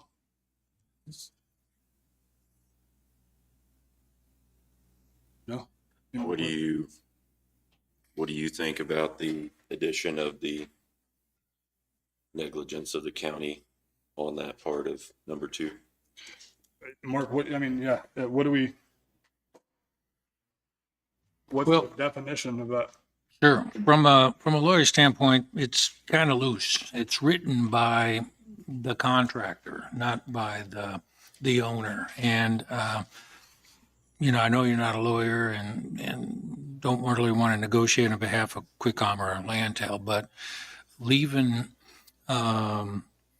except when such damage result from the negligence of the county is pretty broad speaking. So it would help me to give them legal advice if I spoke with your counsel Sure. on And what firmed the, up. yeah, kind of get a little tighter language so that, I'm not an expert on this kind of stuff, but I know that I've seen some pictures of just a blade going down a road and getting in a ditch a little bit, and it comes up with some fiber, which is no good for anybody. Right. So something's going on there. And is that our fault or is that your fault for being too shallow? That kind of thing. Sure. So let's take the mystery out of it and maybe help these commissioners Yeah. execute a good agreement between your companies and let you get on your way. Can I grab an email address from you? Sure, Mark, M-A-R-K, Okay. at Hagen Law Offices, Hagen, law offices with an S.com. It's all one word, Hagen Law Offices. Yeah, because that could just be a matter of you redlining that and sending it to him and, or you guys. Well, there's not a lot of imagination here in this agreement. It's pretty thin, so. What about if, say, we decide to change the drainage of our road somewhere along the line and there, where you're at, will you guys be responsible for every movement of everything that's in Yeah. there? State law requires that. That's a state State law. law. Yep. If you guys widen a road or, like you said, change drainage in your ditch and we're in the way, we've got to relocate. It is what it is at the state level. My contracts tend to put that in there saying, the contractor will comply with state law and then such and such, such that if the county does make adjustments to its right of way and to its ditches and whatnot. If you don't mind, I wouldn't give you a copy. It's just, this is the original grant agreement, and all of that is. Thank you. in that original agreement. Never had this. So on that part of it, you move forward, Yeah. contact with them. Yeah, I'll Figure it work out. with them, so. All right. You guys got any more questions for QuickCom? So, we've had issues with landfill on, I guess on both projects, right? But as far as equipment, proper flagging, Safety, yeah. safety concerns around the construction. Jim, you brought that up a few times. Do you want to elaborate on what? Well, I've seen multiple times on 1077, come over the hill, and truck sitting in the road with no warning at all, no warning signs. I mean, I've seen equipment sitting along 1700 road with rock saw. There might have been a cone right at the machine, but it sat there all weekend long. There was no warning signs anywhere. There's not a marker triangle down the road. I've never seen any. And you said 1077 coming up over the hill. Are you I've seen talking about in between Centerville and Blue Mound? Yes, I've seen that multiple times. There's And equipment, trucks setting in the road, and there's no warning. You just pop over the hill, and there they were.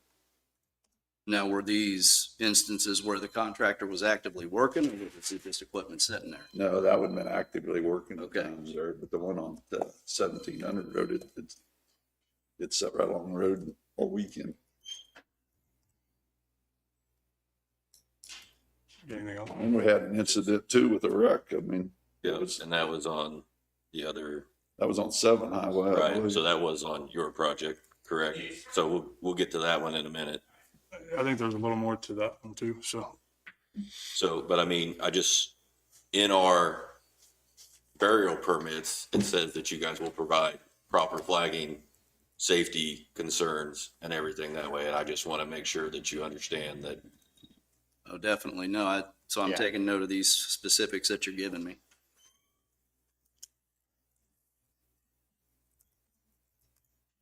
anything else on that?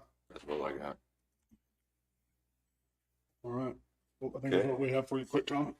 Good, thank you. Thank you, guys. Okay. You going to talk about the Evergy one?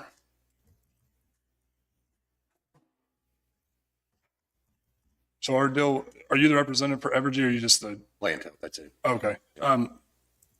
So we've been getting, or I've been getting a lot of fun. I think all of us have. We're really pushing to try to get our ditches and everything cleaned out. And we've been taking a massive hit over there towards the power plant. I don't know exactly what roads they are. All across the county. So, and there's conduits being pulled up and they're just kind of everywhere. Where are you at on your project? So that project itself is kind of just fired back up. It was put on hold for quite some time. That's why you see all the pipes sticking up everywhere. And why was that? But that's a question for Evergy. Okay. That was by their direction. So basically where we were at, we just were put on hold and we're told to come, but like I said, we just started back up. So we just kind of fired it back up and getting things rolling. So Do you guys have do we have an active permit for that job now? I mean, that was a year ago, wasn't it?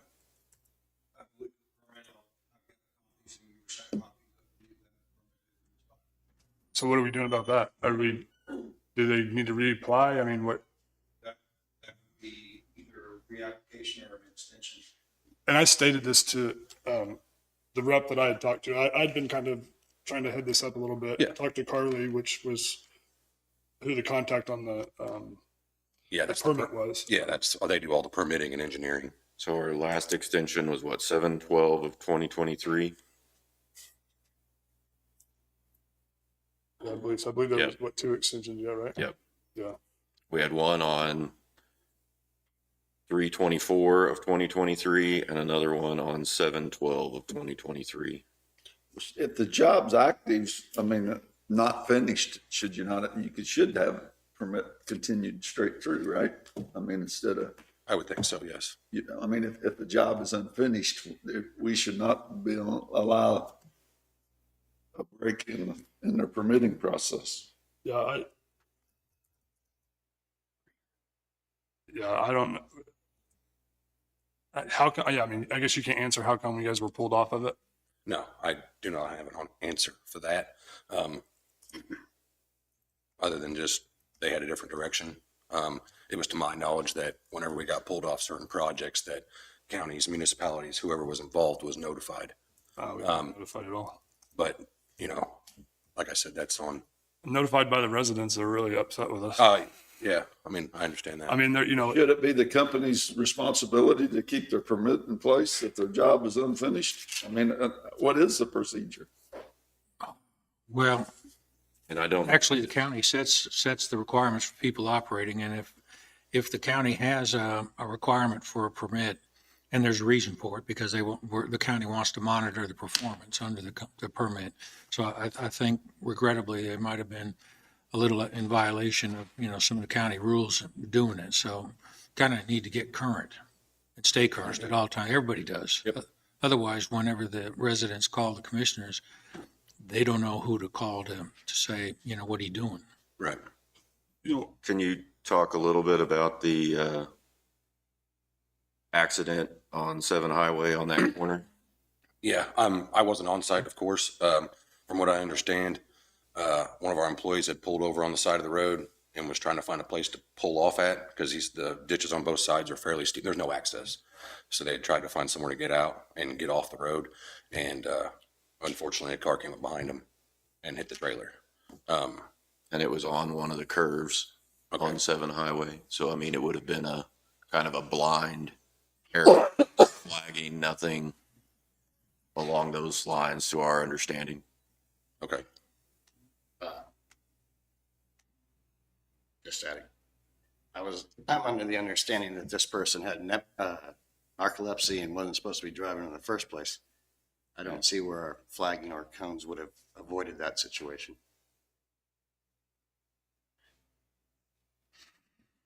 I mean, is there, I mean, you're completing construction along the roadway. You're moving equipment I understand. in and off to your site.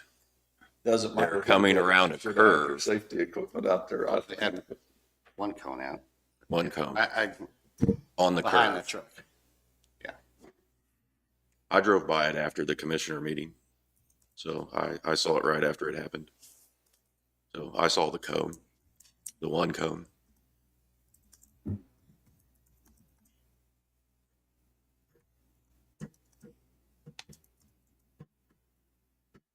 Yeah, it was an So- unfortunate event. So when are you going to start pulling, or have you pulled fiber? Not here locally, no. Like west of Garnett we have, but nowhere else. Okay. And when is that going to start taking place? It'll probably be just a little bit because of basically, of course, everyone knows the rock salt has been out here, so that process takes a while. Everything that was basically dirt, drillable, stuff like that has been done. I believe last time I looked at that, we're roughly around 20,000 feet to complete the run. So Would there be any way you could get to the splicing before so that we could go ahead and have that conduit out of the way Yeah, for sure. and taken care of? Yep. this conduit's causing us a lot of problems. We were really pushing on our road guys to get ditches done. Mhm. And mowing, and this is a obstacle that they're going to have, they're having to go around, and that's It's Not causing okay. us issues. Okay. so. So, I mean, the fact that we're 2 years into this project, we still have conduit coming out of the ground. We haven't had any splicing taking place, pulling fiber through those areas, just continues to be an issue. And the fact that we're not updating the permits and doing, What about your backfilling of your trench? I mean, there's multiple people told me that it's how soft it is. Horses riding over it, cows driving down the road. If they're driving down the road, it's falling in your trench. Yeah, I mean- down knee deep. Okay. So on the plow line, because we just used a plow to put a lot of that in. So, Right. and then dozer it over, track it in. What happens there, I guess? I mean, And I haven't drove the route. Like I said, I kind of just got back in here to this. and I guess walk those plowed areas and see what the area's like. I mean, other than just bringing a dozer back out to track back over those areas. Because our permit says all disturbed ground with the county public right of way must be rehabilitated by covering the topsoil and seeding in accordance with requirements in the Linn County Public Right of Way Use, Repair, and Maintenance Guide. With our horse, it's just east of Valley, about 16 an hour, and just up with his chest. You know, very, very much that. And of course, we couldn't see it because we weren't able to. So the grass was its top. This is a huge hole caved in the hole. Clear to the horse's chest. And it's like that all the way along the north side. If you walk it, do the person falling out of fixing beds and fell twice. Do you guys not send out just, demobilization letters talking about what you guys' plan is and why you're moving and not finishing? And I mean, we knew nothing about you guys leaving. Now I'm taking an ass chewing from everybody over this conduit. And now we don't even have an active permit and you guys are out there working now? Yeah, I didn't realize we didn't have an active permit. Like I said, You guys not have a third-party inspector on site at all times or not? yeah, we do. Well, it's Burns McDonald. They have an inspector on site On site at all? and they do all the times? permitting and engineering. Yes. So moving forward, we really need to figure out the You're get your cord and. permit, correct? Number one, right? Yes. Yep. So Sean, you got anything on that? Only that, original permit was issued and. Is it expired? And it's expired. And if you allow an extension, it can be granted by you, or you can require a new permit to be issued for the project. Now, you don't have anything to pop up when the permit runs out that you notice that the permit is up? I mean, No, it's not. you don't have any way, you don't track that? We have nothing that tells us when those permits go out unless we pull the hand files. So the last permit that I have was BP 2023-02, correct? David or anybody? Sean? Hang on. Well, I believe we should have a tracking system too, that if we have permits withstanding, we should know. when the permit runs out 2022-20, to- extension 2. Huh? No, I'm not, sorry. I was. No, I- Yes. We should be tracking it ourselves too, although you're responsible for it, I believe, but we should be tracking it too. Right. The last one I see was received on 7/12/2023. Okay, I got the 3/2020 or 3/22. Okay. There's another one after that. That was Second an extension. extension. So this one on 7/17/2023. What's our procedure then, Sean, then when you got a permit like that, how do you know when it's done? How do we know that it's verified that they did what they should have done? Normally it's communication with contractors.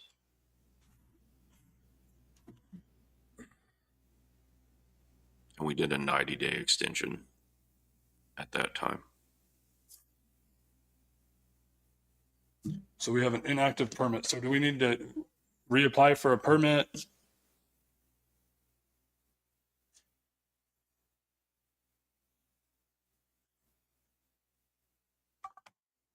I mean, do they pay the application fees? Where do we go forward from here? What's our procedure on this?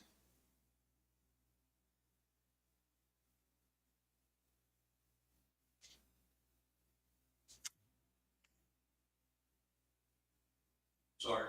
Yeah, do they need to reapply for a permit? Do they need to do the application fees? I mean, what's our, That would be at your direction. You could either extend the permit as granted, you give another extension, or you could ask for a reapplication and the original permit I showed being $2,100.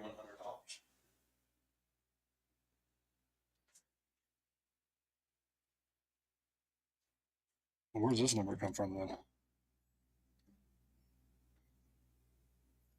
On which date? 3/22/23. That looks good. That's application fee cost, I see. So it's 2250 on the one on, So that was for an extension, so are Yep. we, on the 17th of July. so we're gonna extend it, do we need to reapply for it, what's our plan moving forward, what's your plan? My plan is to get with Burns and McDonald and have them take care of it. Because like I said, they're the ones that do all the permitting. I called them twice in the last 3 weeks and they didn't really have an answer for me. I don't know if, maybe that's you I was talking to on the phone. I think you were talking to James. Okay, yeah, James, yeah. Yep. So, I mean, so you guys have a date that this will be complete? I mean, like I said, this is the prime time for us to be cleaning our ditches out. We were really pushing on our road and bridge guys to get all this stuff done. And then, you know, really the underlying cause right now of that area is you guys. Okay. So I don't know what we should do moving forward. Sean, do you have a recommendation? Anybody have a recommendation on what you guys want to do? What's your allowable cover on your fiber optic if we was to remove dirt on the ditch cleaning? What's their allowable cover? 36 is the minimum and regular. That's how far you're burying it? It's 36 or? And, you know, unless there's other things in the way, you know, whether there's crossing roads, you know, ditches. So where we have it at, I guess, we can't do any ditching. Like I said, I mean, that's our minimum is 36. So I can't sit here and say that it's all right at 36 because I know that's not true. It could be deeper. It could be the backside of the right of way. You know what I You mean? see what I'm saying? Where Oh, I it's get at it. right now. Yeah, no, I understand. We've got ourselves in a bind there because if we go to digging ditches out and they're saying they gotta have 36-inch cover. So are we saying they're gonna move this? If it's in a ditch and we want to dig the ditch out, that's where it's at, it's in the ditch in a lot of places. So we're gonna dig the ditch out. So that they're gonna have to move their fiber optic if we take a foot or 2 foot out of the ditch to dig our ditch back. Well, you're sort of like expressing a need for a brand new permit and a brand new contract between these people. It's So that you about just, where we're at. Yeah. Yeah. We've got ourselves in a pickle. yeah, this is a bad situation. Is this Evergy? Is that who you're working on? Okay. They brought a halt to it, didn't maybe do the best job communicating with the county on stopping the work, stopping you. And now the permit's expired and frankly, it seems like you, which is Evergy, basically, sub to Evergy, need to communicate with the county on what the county's plans are for clearing ditches, digging it It's no down. different with this, Mark, than what we did with QuickCom. Well, yeah, We go back. both of we did them, the same. both of them, I think, are expired permits. So it's like you should start over. But I'm saying if we clean our ditch out and we want to take 2 feet off of it to make a ditch, we've already, Now they're in violation of their agreement, basically. So I think this is kind of like demanding a start over. It's not going to be start from scratch, but Burns McDonald needs to get involved sooner rather than later on what they're going to do and how they're going to fit in, how their Evergy project's going to fit in with the county's plans to start reshaping ditches. So your 36 inches right today suddenly turns into 12 inches because of something the county did. And is Evergy going to say, not our problem? County, you deal with it, you accept it the State way it law is? says that they should have to move there. Yeah, they almost have to redo it. So you're doing double work. I don't think Evergy's going to want to do that. You know, so there's some pictures from a resident of some of this conduit is literally on our windrow of our gravel. This is what we're dealing with. We can't get nothing done around them because and that's literally on the side of the road. Where's that at? Out by the power plant somewhere. Yancey. So this is what the residents are mad about. Yancey Road, it's laying right in the road, right in the ditch, Yancey Road, a lot of places. Not in the ditch, in the road. Boy Court Road. I can't remember what that name of that road is, but see, that's on top of the ditch or ground. So that's my biggest concern is it's been like that for a long time. Over over a year, easy over a year. Yes. So we're So, trying to. so Burns and McDonald's is gonna get with us on getting new permits. Yeah, you're gonna have to, yeah. I mean, And you can bring up these issues with them at the permitting process Okay. to say, fix some of the bad work from before. So what about our quick farm deal? I mean, they've already got it from Parker to Centerville, and they say it's operational, but it's in a road ditch up there. Is Quickcom's permit still current? And are they using Burns and McDonald also, do you know? They're not?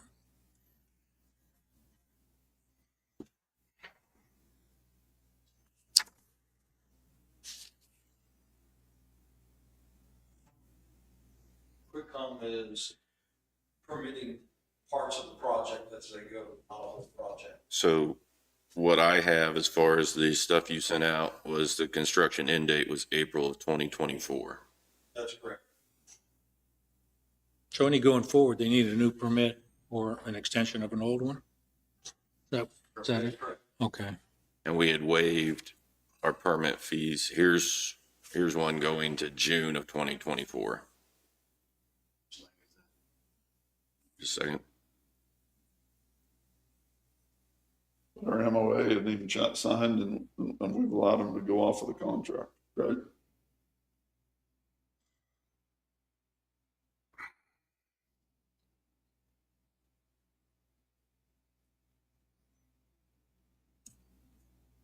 But the original contract? We signed what? We signed the first MOA, correct? Well, this first time I've seen it is what they call a grant agreement, July 5th, 2022, with the then chairman. This one's from Parker Jim to Jones. Goodrich, Yeah. the June 2024. Yep. Do what? I'm saying we had the contract and then we had the MOA was never signed. When we. And now they're complete, is what you're saying? They're complete. It's a concern of mine. So how could we address that, Mark? Bring Quickcom back in, revise not just with an MOA with some vague language, but a real agreement for the new permit going forward. They already have it in service is what I'm saying. Oh. It isn't in service and the MOA was not signed for the road. How does the county know if they got what they contracted for, what Or has built Okay. at the end of the project. But they came back in and stated that we seen what they was doing and they stated they was not following the first contract. Okay. We voted and allowed them to go ahead, but the MOA was not signed. Ah. We made the vote. The MOA was written by them. And that was my objection from the start is I don't know what they changed. And now I have the original contract to look at. And now their lawyer's going to contact me and we're going to figure out how far apart from what they originally agreed to and what they are today. And then I can tell you. Okay. Maybe not as soon as next week, but maybe by the week after, I'll have a good answer for how close are they, what they promised to do, or how far away they are. They're not too terribly far. It wouldn't make sense. If they've lit the fiber already, they did it all right. The fiber optic is in our road. Well, In our road. that's probably a problem. Even if there's rock on the side, they shouldn't be going in the road. So we'll find out. So on QuickCom, you're going to get in contact with the lawyers and we're going to Yes. figure this out. On Quick- So on Evergy's side of it, I'm totally lost over in. Burns and McDonald, who they use for contracting, will do the same. Get a hold of me. I'll give you my card. Okay. So okay. That's irritating to me. So no ditching out in the area over by the power plant then? What was that? So we can't do any ditching or mowing or anything over there for the residents in that part of the county. But actually, you're stopping them from doing anything for the moment until they get a permit. No, I'm talking about us. Our county can't do anything over in those ditches and Oh, sure you can. Sure you there, can. we can't. There's conduit literally sticking up every 5 feet. Oh, well, that They has to be overlap fixed. each other every 5 feet. He's gonna do that. He's gonna put it in whatever their splicing boxes and all that, right? Well, just like, so usually the splice block, so everywhere you see pipe, there's what the reason for it being up is like, there's probably not the other side of it's not there yet. You know, whether we ran into a driveway that we had to bore If instead of. there's two there, what is that? Will there be a splice box in the ground? If there's two there currently, it's either a coupler or a box. Yes. So that, I mean, these things are literally every 10 feet on the side of the road. Like I said, it could be a drainage coming out of a field that we said we can't plow through, or a driveway, which I'm sure if that was the It's case. the whole road. It's the entire road, the whole way. What road is that? Do you know? The one that Yancey Road. Yeah, Yancey. The one that's in front of the cemetery. Yeah, Yancey. Yeah. Okay. Okay. And I've called Carly at Barnes and McDonald for the last 3 weeks, and I've gotten no answer from anybody on this. I'll get it moving. And I know I get it. You guys are just the contracted contractor, but this is very irritating to me. I have a lot of people down my throat right now, and we're down the throats of our county workers to get these roads done, and we're looking at them why they're not getting it done. Well, the conduit's a big reason over there. I don't see how that's fair to our residents that pay taxes over there too, and they're not getting the services they need. So I would like to get this taken care of. See, this is gonna be Very your bad. place, Quick Calm is right there in their ditch. That's where it's sticking in. That's just, That's after our ditching. no, that's where we'll be having to ditch, and that's just where it's at. So I'd like answers on this as soon as possible. I don't know how we get this done, Mark, but All week. As soon as I get a contact information, I'll talk to Burns and McDonald for the Evergy side. And I think Mr. Quickcom's already left, but, so, and you said you guys are out there working right now? They are right now, but up until 15 minutes ago, I didn't know. Well, so what do we, So- I mean, so what do we do on that here? well, I think we'd ask you, do you want to do a stop work? And then you pass it on to Sean, and Sean would be the point of contact for that. Do you want to stop work? I don't want to stop work, no. I mean, if they're out there doing something, but we have no permit, we have nothing, so. I know. But are we wanting to put it where it's in our ditch to where we can't go back and what are we gonna do there, Danny? I guess. I know, that's what I'm asking, I don't know. Well, I don't want to stick it in there. You know, I don't want to put it in our ditch and then we have to go cover, take a foot off of it. Then they have to, I guess. Right.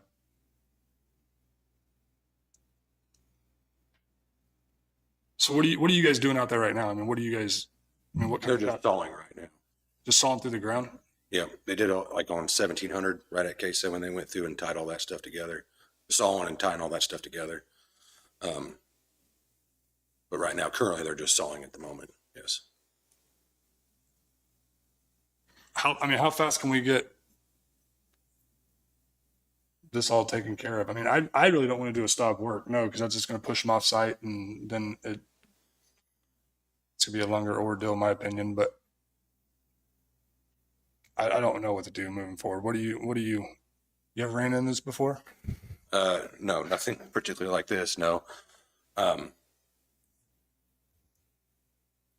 That's kind of up to you guys what you want to do. I mean, I can mobilize more and more people, crews, dig crews more. That's what it sounds like is more needed at the moment, to tie up all these loose ends and stuff like that. But It's definitely needed. yeah, Where we're putting it in our road ditch, I guess is what I'm saying. What should we shut it down or should we? Because it's going to be something that if we choose to clean our ditches out, this isn't going to work. I agree.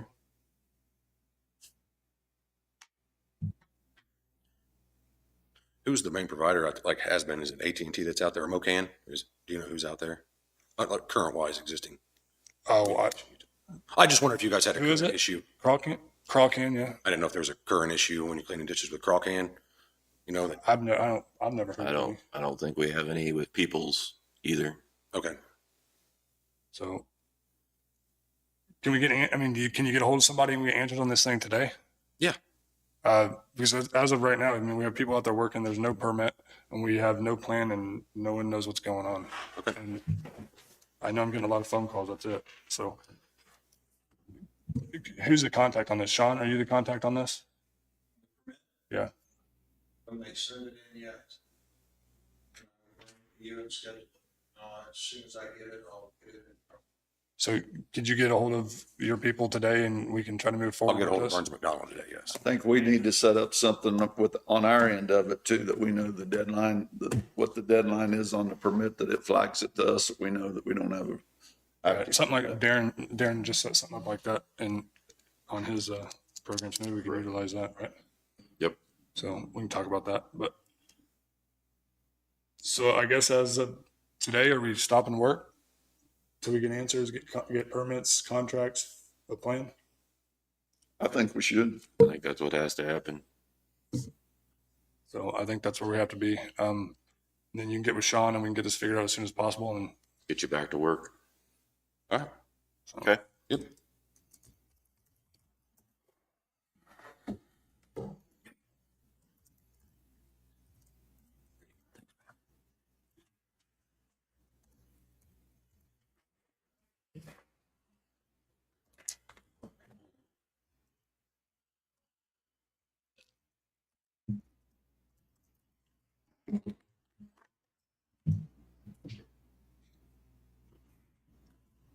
Soil conservation. All right, now we got the soil conservation budget request. Do you guys have a copy? I do. I am, everybody got a copy? You guys got a copy? Oh yeah, I have an email somewhere. I got to come. Okay. Stacy Reagan, I'm the district manager for the Linn County Soil Conservation District. I think I presented you with everything that we have requested. Really no change from last year. Conservation District, it's basically to develop and implement programs to protect and conserve the soil, water, farmland, rangeland, woodland, wildlife, energy, riparian, and wetland resources. That's kind of what we work to do. We work hand in hand with NRCS. And so we're kind of the spokesperson. We can kind of get out there in the county and let people know that they can come in and put requests through. So what can they put request in for? I mean, what's this, if we give you money for your budget, what does that money go towards from Linn County? We have two different programs that we run as far as the state cost share goes. That is the water resource. So livestock tanks, we can do terraces, we can do waterways, brush management. We can't do exterior fences, but we can do like cross fencing, different projects like that. We help with education as far as in the community with whether it be the schools, whether it be producers. We're getting ready right now to have a class on succession planning. So a lot of our farmers are getting at the age where they want to turn it over maybe to a family member, or they need to figure out what the next process is for this farmland that they have. So we are going to bring in somebody to talk about succession planning. So we try to educate people, the children, at the schools and different stuff. We have projects for them that we can go in and do different training activities with them to help them understand how they can conserve the land as well. And how do you apply? Can you just explain? You say you're talking to somebody that knows nothing about what this will do for it. Can you just explain what the process is, why it's important, and rhyme to why we need it? So basically, if you have a need, whether you have soil erosion, you might come in and say, hey, we have a lot of soil erosion going on in our farmland. You come in, talk to our NRCS persons in our office. They can come out and evaluate whether it's, like I said, the grass, the soil, waterways, needs or whatever, terraces, all of that. They can come out and evaluate and determine whether, what you need. And then we set up a process as far as if we can help you with funding, the application process, how much you'll get. just goes through kind of a channel of everything. So this budget is for the conservation district, which is the county saying that our land is important to us. We don't want it all washing down. This is the county side of it, and then you deal with the state and the federal government to get other grants or whatever. Correct. To help share costs on the soil conservation and the water conservation as far as ponds. Yep.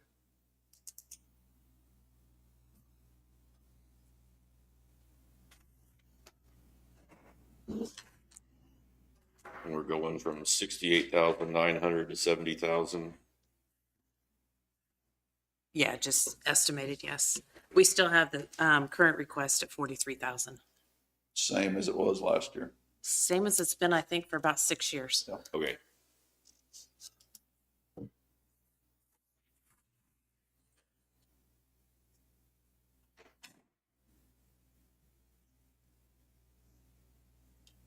And this is something that we have to fund per state statute, correct?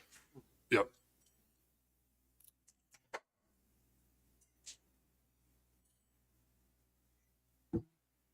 I'll make a motion that we approve the Linn County Conservation District 2025, tentatively approve the Linn County Conservation District budget at 43,000. I'll second it. Motion been moved, second. Any more discussion? All in favor, say aye. Aye. That Thank it? you, Stacy. Thank you, guys.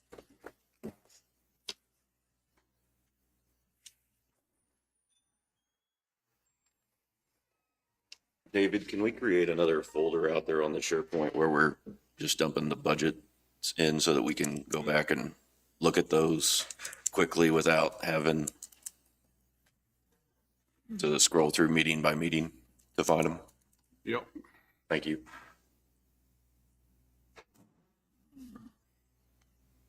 And like I said, when you come in with your budget, I asked, Oh, no. me personally, I would like to This, see The a one we just got rid of.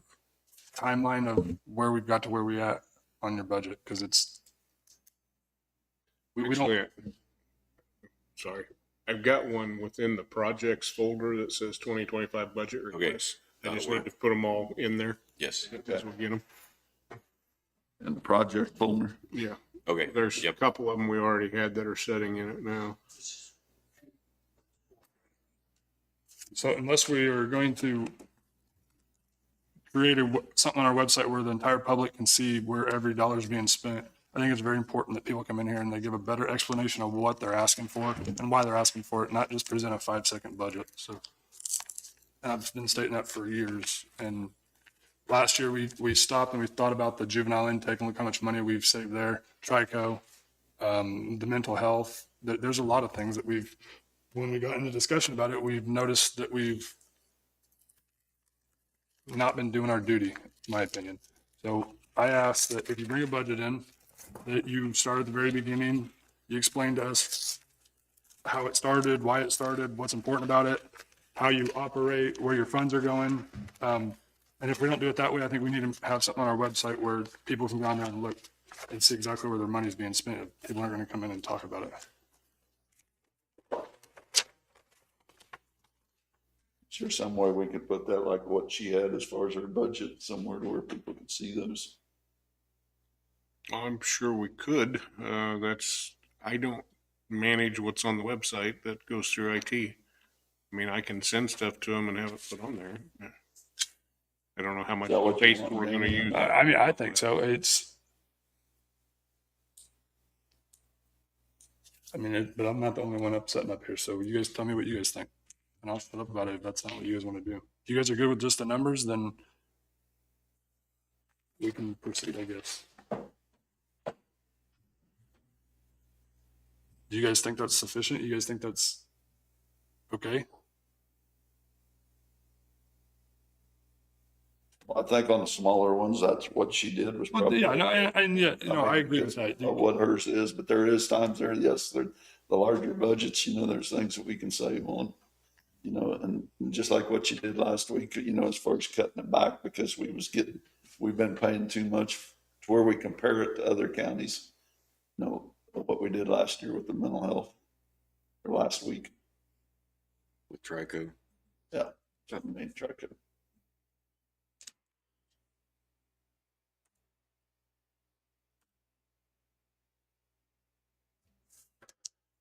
So, I mean, I continue to ask, come in very detailed. I'd like to hear everything about the department and what you're requesting, so. Okay. Who do we have lined up for budget next week, David? Do you know?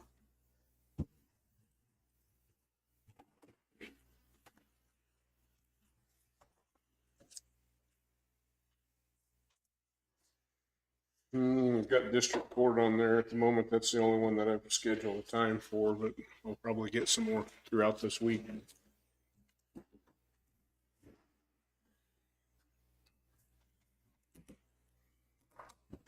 They'll do the end of July. No, I need them by first half of July. Which half? Yeah, they're going to be hitting a bunch all at once before long, because I need to publish by the end of July. All right. Sean, you want to go ahead and finish up?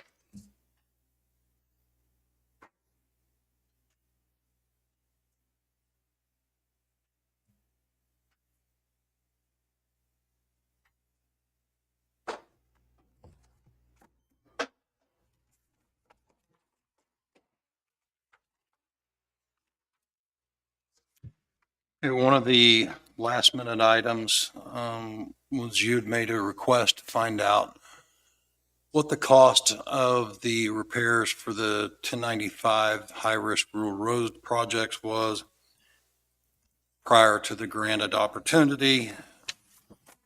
I reached out to Bettis, who was doing the Wall Street project, asked them to bid that project for those repairs being similar in distance. That bid or alteration of their original bid would include $29,600 worth of patching and repairs prior to the asphalt overlay. And what did we have budget for it for the county, if the county did it? I'm sorry? What were we budgeting doing in-house? The conversation I had with Todd and these numbers, and what he marked out, because he marked out these areas, he is saying that this bid is well within what he expected it and pretty close to what the county, he believes, could do it for. But then we could put it on them with responsibility and a warranty? I guess, does it come with a warranty? So they're going to just be doing patching, then they're going to do overlay over the top of the patching. We were going to do patching. This is on Wall Street, on the second half of Wall Street. We wasn't gonna patch it ourselves. And then they were going to overlay. But you had asked for them not to do that because you were wanting them to focus on other stuff. So Todd's saying that It's real it would cost comparable. us similar. He believes you're going to spend near the same money, whether we do it or they do it. The difference is we'll have to pull a crew to do it. Well, there we go. What do you guys think? I'm in favor of just having them go ahead and do it. And patching Wall Street. Wall Street. Yeah, yeah. I'm good with that. Me too. Do we need a motion? Either for the chair or myself to sign the proposal.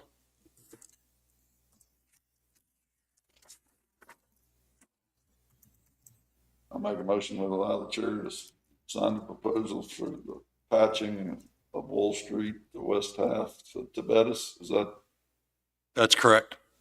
for the approximately $29,600? $29,600. I'll second that motion. Motion been moved, second. Any more discussion? It says they're going to start on July 1st through the 31st? Or any time between them? I believe that's correct. I don't have it in front of me. All in favor? Aye. Aye.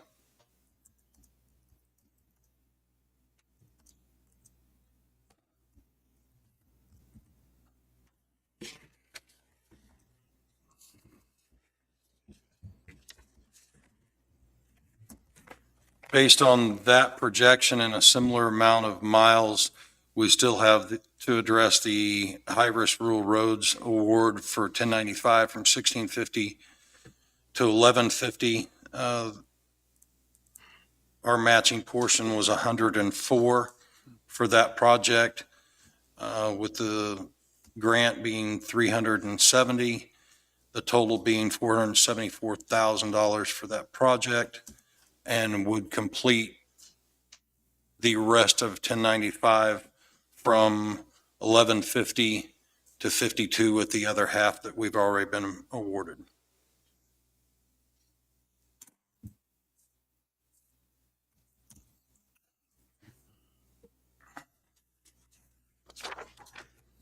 That's just for signs and Line of sight. edging, and then we still have to have. Paint marking, we would still have to put it on our asphalt schedule, but it would be improvements for the first part of the improvements for the high-risk rural roads grant would improve signs, paint marking, a wedge on the side of the road to keep the roadway in place, and do line of sight and other projects as the engineer deemed necessary for that particular section of road. Is your thoughts on it? We need to, when do we have to have this decided upon? Before July, right? July 1.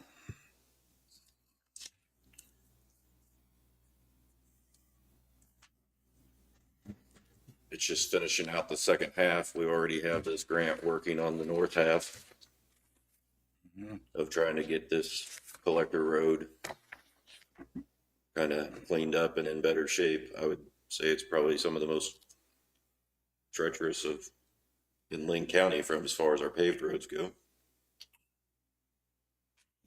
As far as the curves,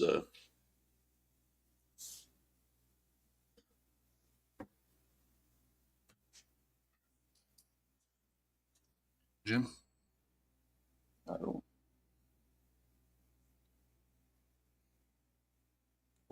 Road floods and everything else up through there.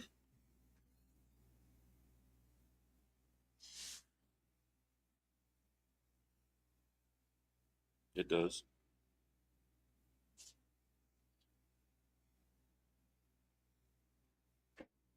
Do we need some more time to figure it out? We have until July 1st, you said? We have to give notification there by July 1. And that's returning the form that I have with me today. So you have one more meeting before July 1st.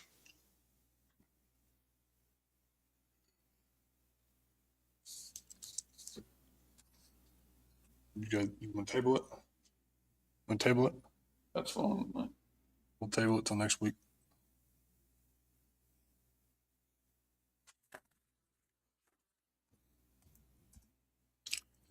Next thing I had was noxious weeds, and the overview that was sent to you. There's a list of roadways and their work. I don't know that unless you want me to do it, it needs read out in its entirety. It's listed for the week of June 10 through 14. Oh, hold on, Sean. I was on the wrong thing.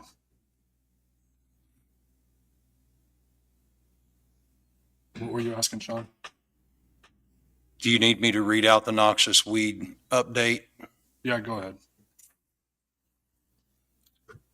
Following roads were treated for broadleaf noxious weeds such as musk, thistle, cerisa, lespedeza, field bindweed. 1077 from 100 to Parker city limit, both sides, 1095 from 7 Highway to 152, both sides, Eulery from 152 to Miami County line, both sides, Showalter from 152 to 1900, both sides, Query from Grand Street, Lacine to Miami County line, both sides, Vale from 152 to dead end past 2000, both sides, Valley from 2400 to dead end past 2000, both sides, Ungenhauer from 300 to 125, both sides, 125, from Ungenhauer to Thomas, both sides. First thing Monday morning before traffic started coming in at the courthouse, they were able to use the new spray rig and 1,000 gallons of spray and complete some bare ground around the parking areas that were being weed-eated because of the grass growing up in between them. Wednesday, they performed a monthly pest control spraying at the Judicial Center and the cabins at the Linn County Park. Next week, they'll transport a zero turn out to the airport, mow around the lights on both sides of the runway and spray bare ground. And cost share vouchers have been steady and will continue broadly spraying probably through June and beginning doing Johnson grass spot spraying on roadsides in July.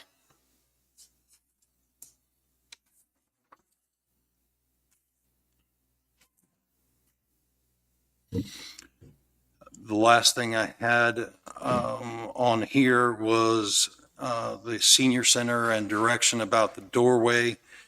Based on what Randy's told me, the doorway, to replace it with fire code, and what Randy Page has told me, we're looking at near $2,700. If we want to keep this project on task, I believe Randy started the flooring last week and expects to be done this week. He's done with it. I went in there this morning. Is he done this morning? He told me he could possibly be, but I haven't been able to check it this morning. So we have toilets and other things to mount, finish up the doorway for occupancy.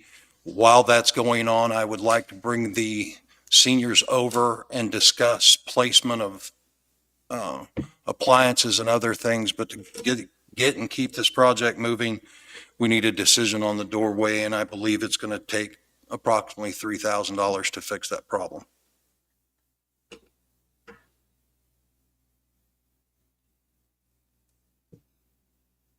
And what's the time frame on that door?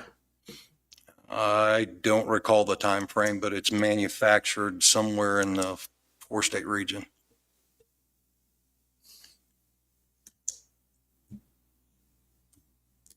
I'll get it done. I'm good with moving forward and getting it done as soon as possible too. We owe it to them to get them in there as soon as possible, so.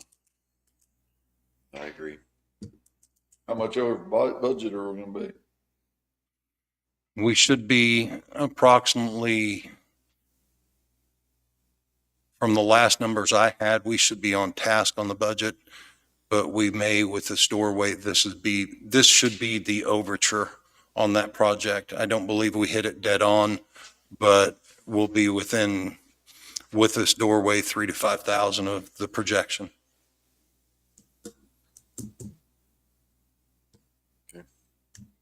And that's based on the last numbers I saw. I'd like to move forward with it. You guys are good with it? I am.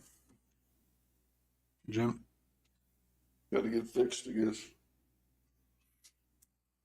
Okay, I will move forward on that.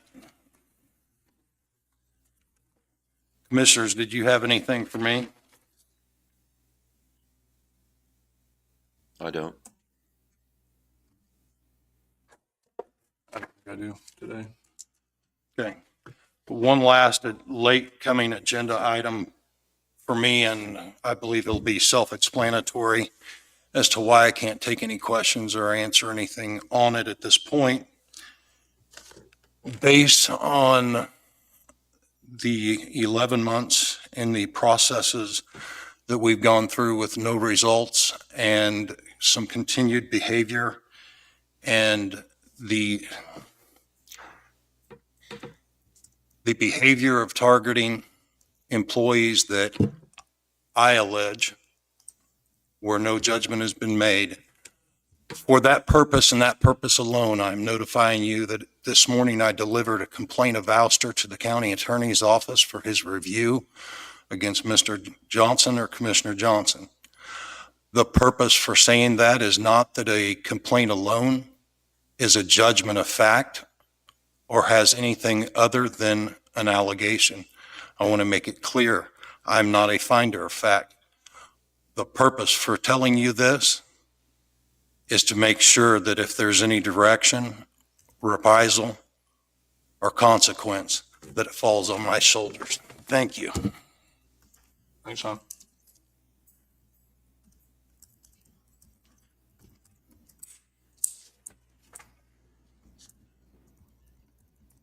All right, who's bringing lunch? That's the next item.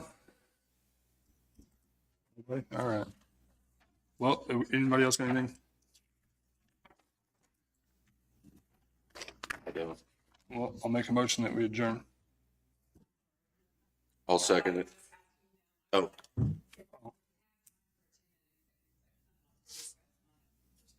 Yeah, we can do that. Yep.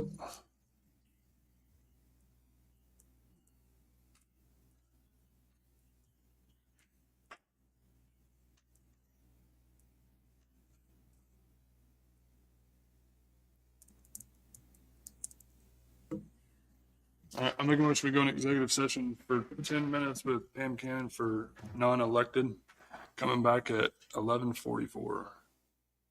I'll second the motion. Motion and then second, all in favor? Aye. Aye. I don't know.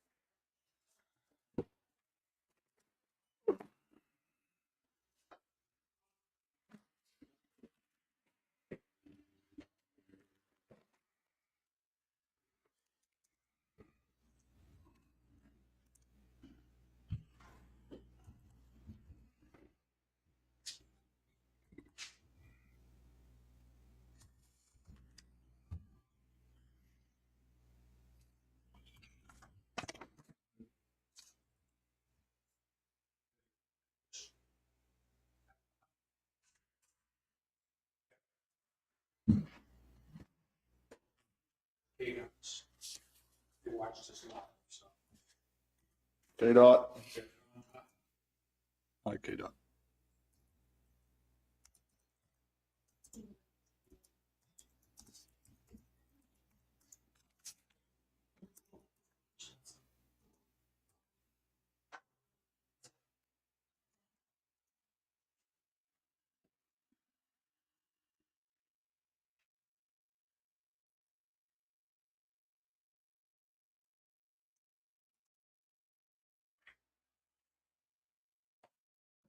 All right, we're back in session. We had a little bit of action from executive session. Pam, go ahead. Yes, I would like permission to post a position in the GIS mapping department. It would be an entry-level technician 1, and it's going to be falling in the range of 9. Like permission to post that opening. You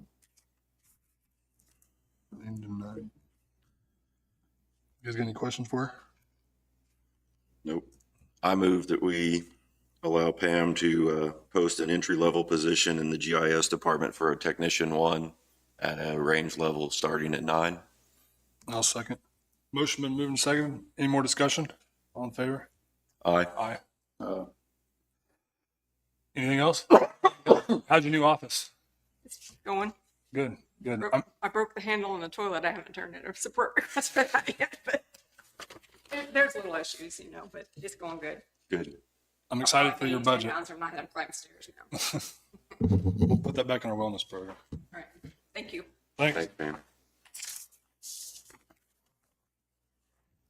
Okay, Mark, do you want to?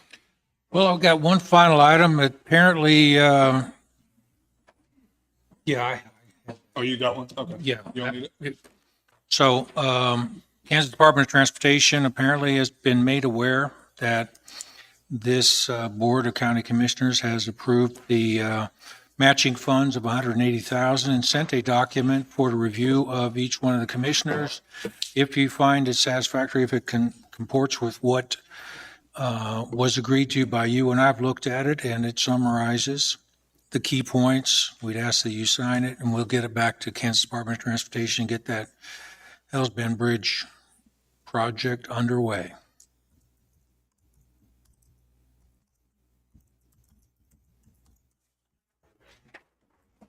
This is the Sean. You guys got any questions, concerns? So we just need a motion to accept the authority to award contract. Yes. Commitment of county funds Yes. in the amount of $180,000 for the Hells Bend Bridge. I'll make that motion. I'll second. Motion been moved and seconded. Any more discussion? All in favor, say aye. Aye. Aye.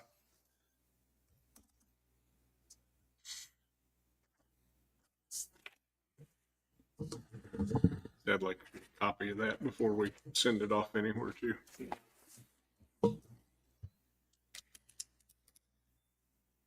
Or I can go make a copy or something. So I got a nice on it too. I think you're on there too. Okay. Okay. That's all I have. You guys got anything? Nope. Jim? David?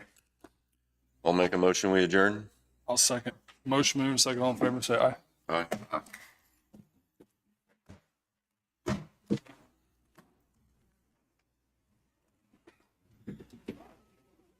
There's the letters. Trash people. I don't know where the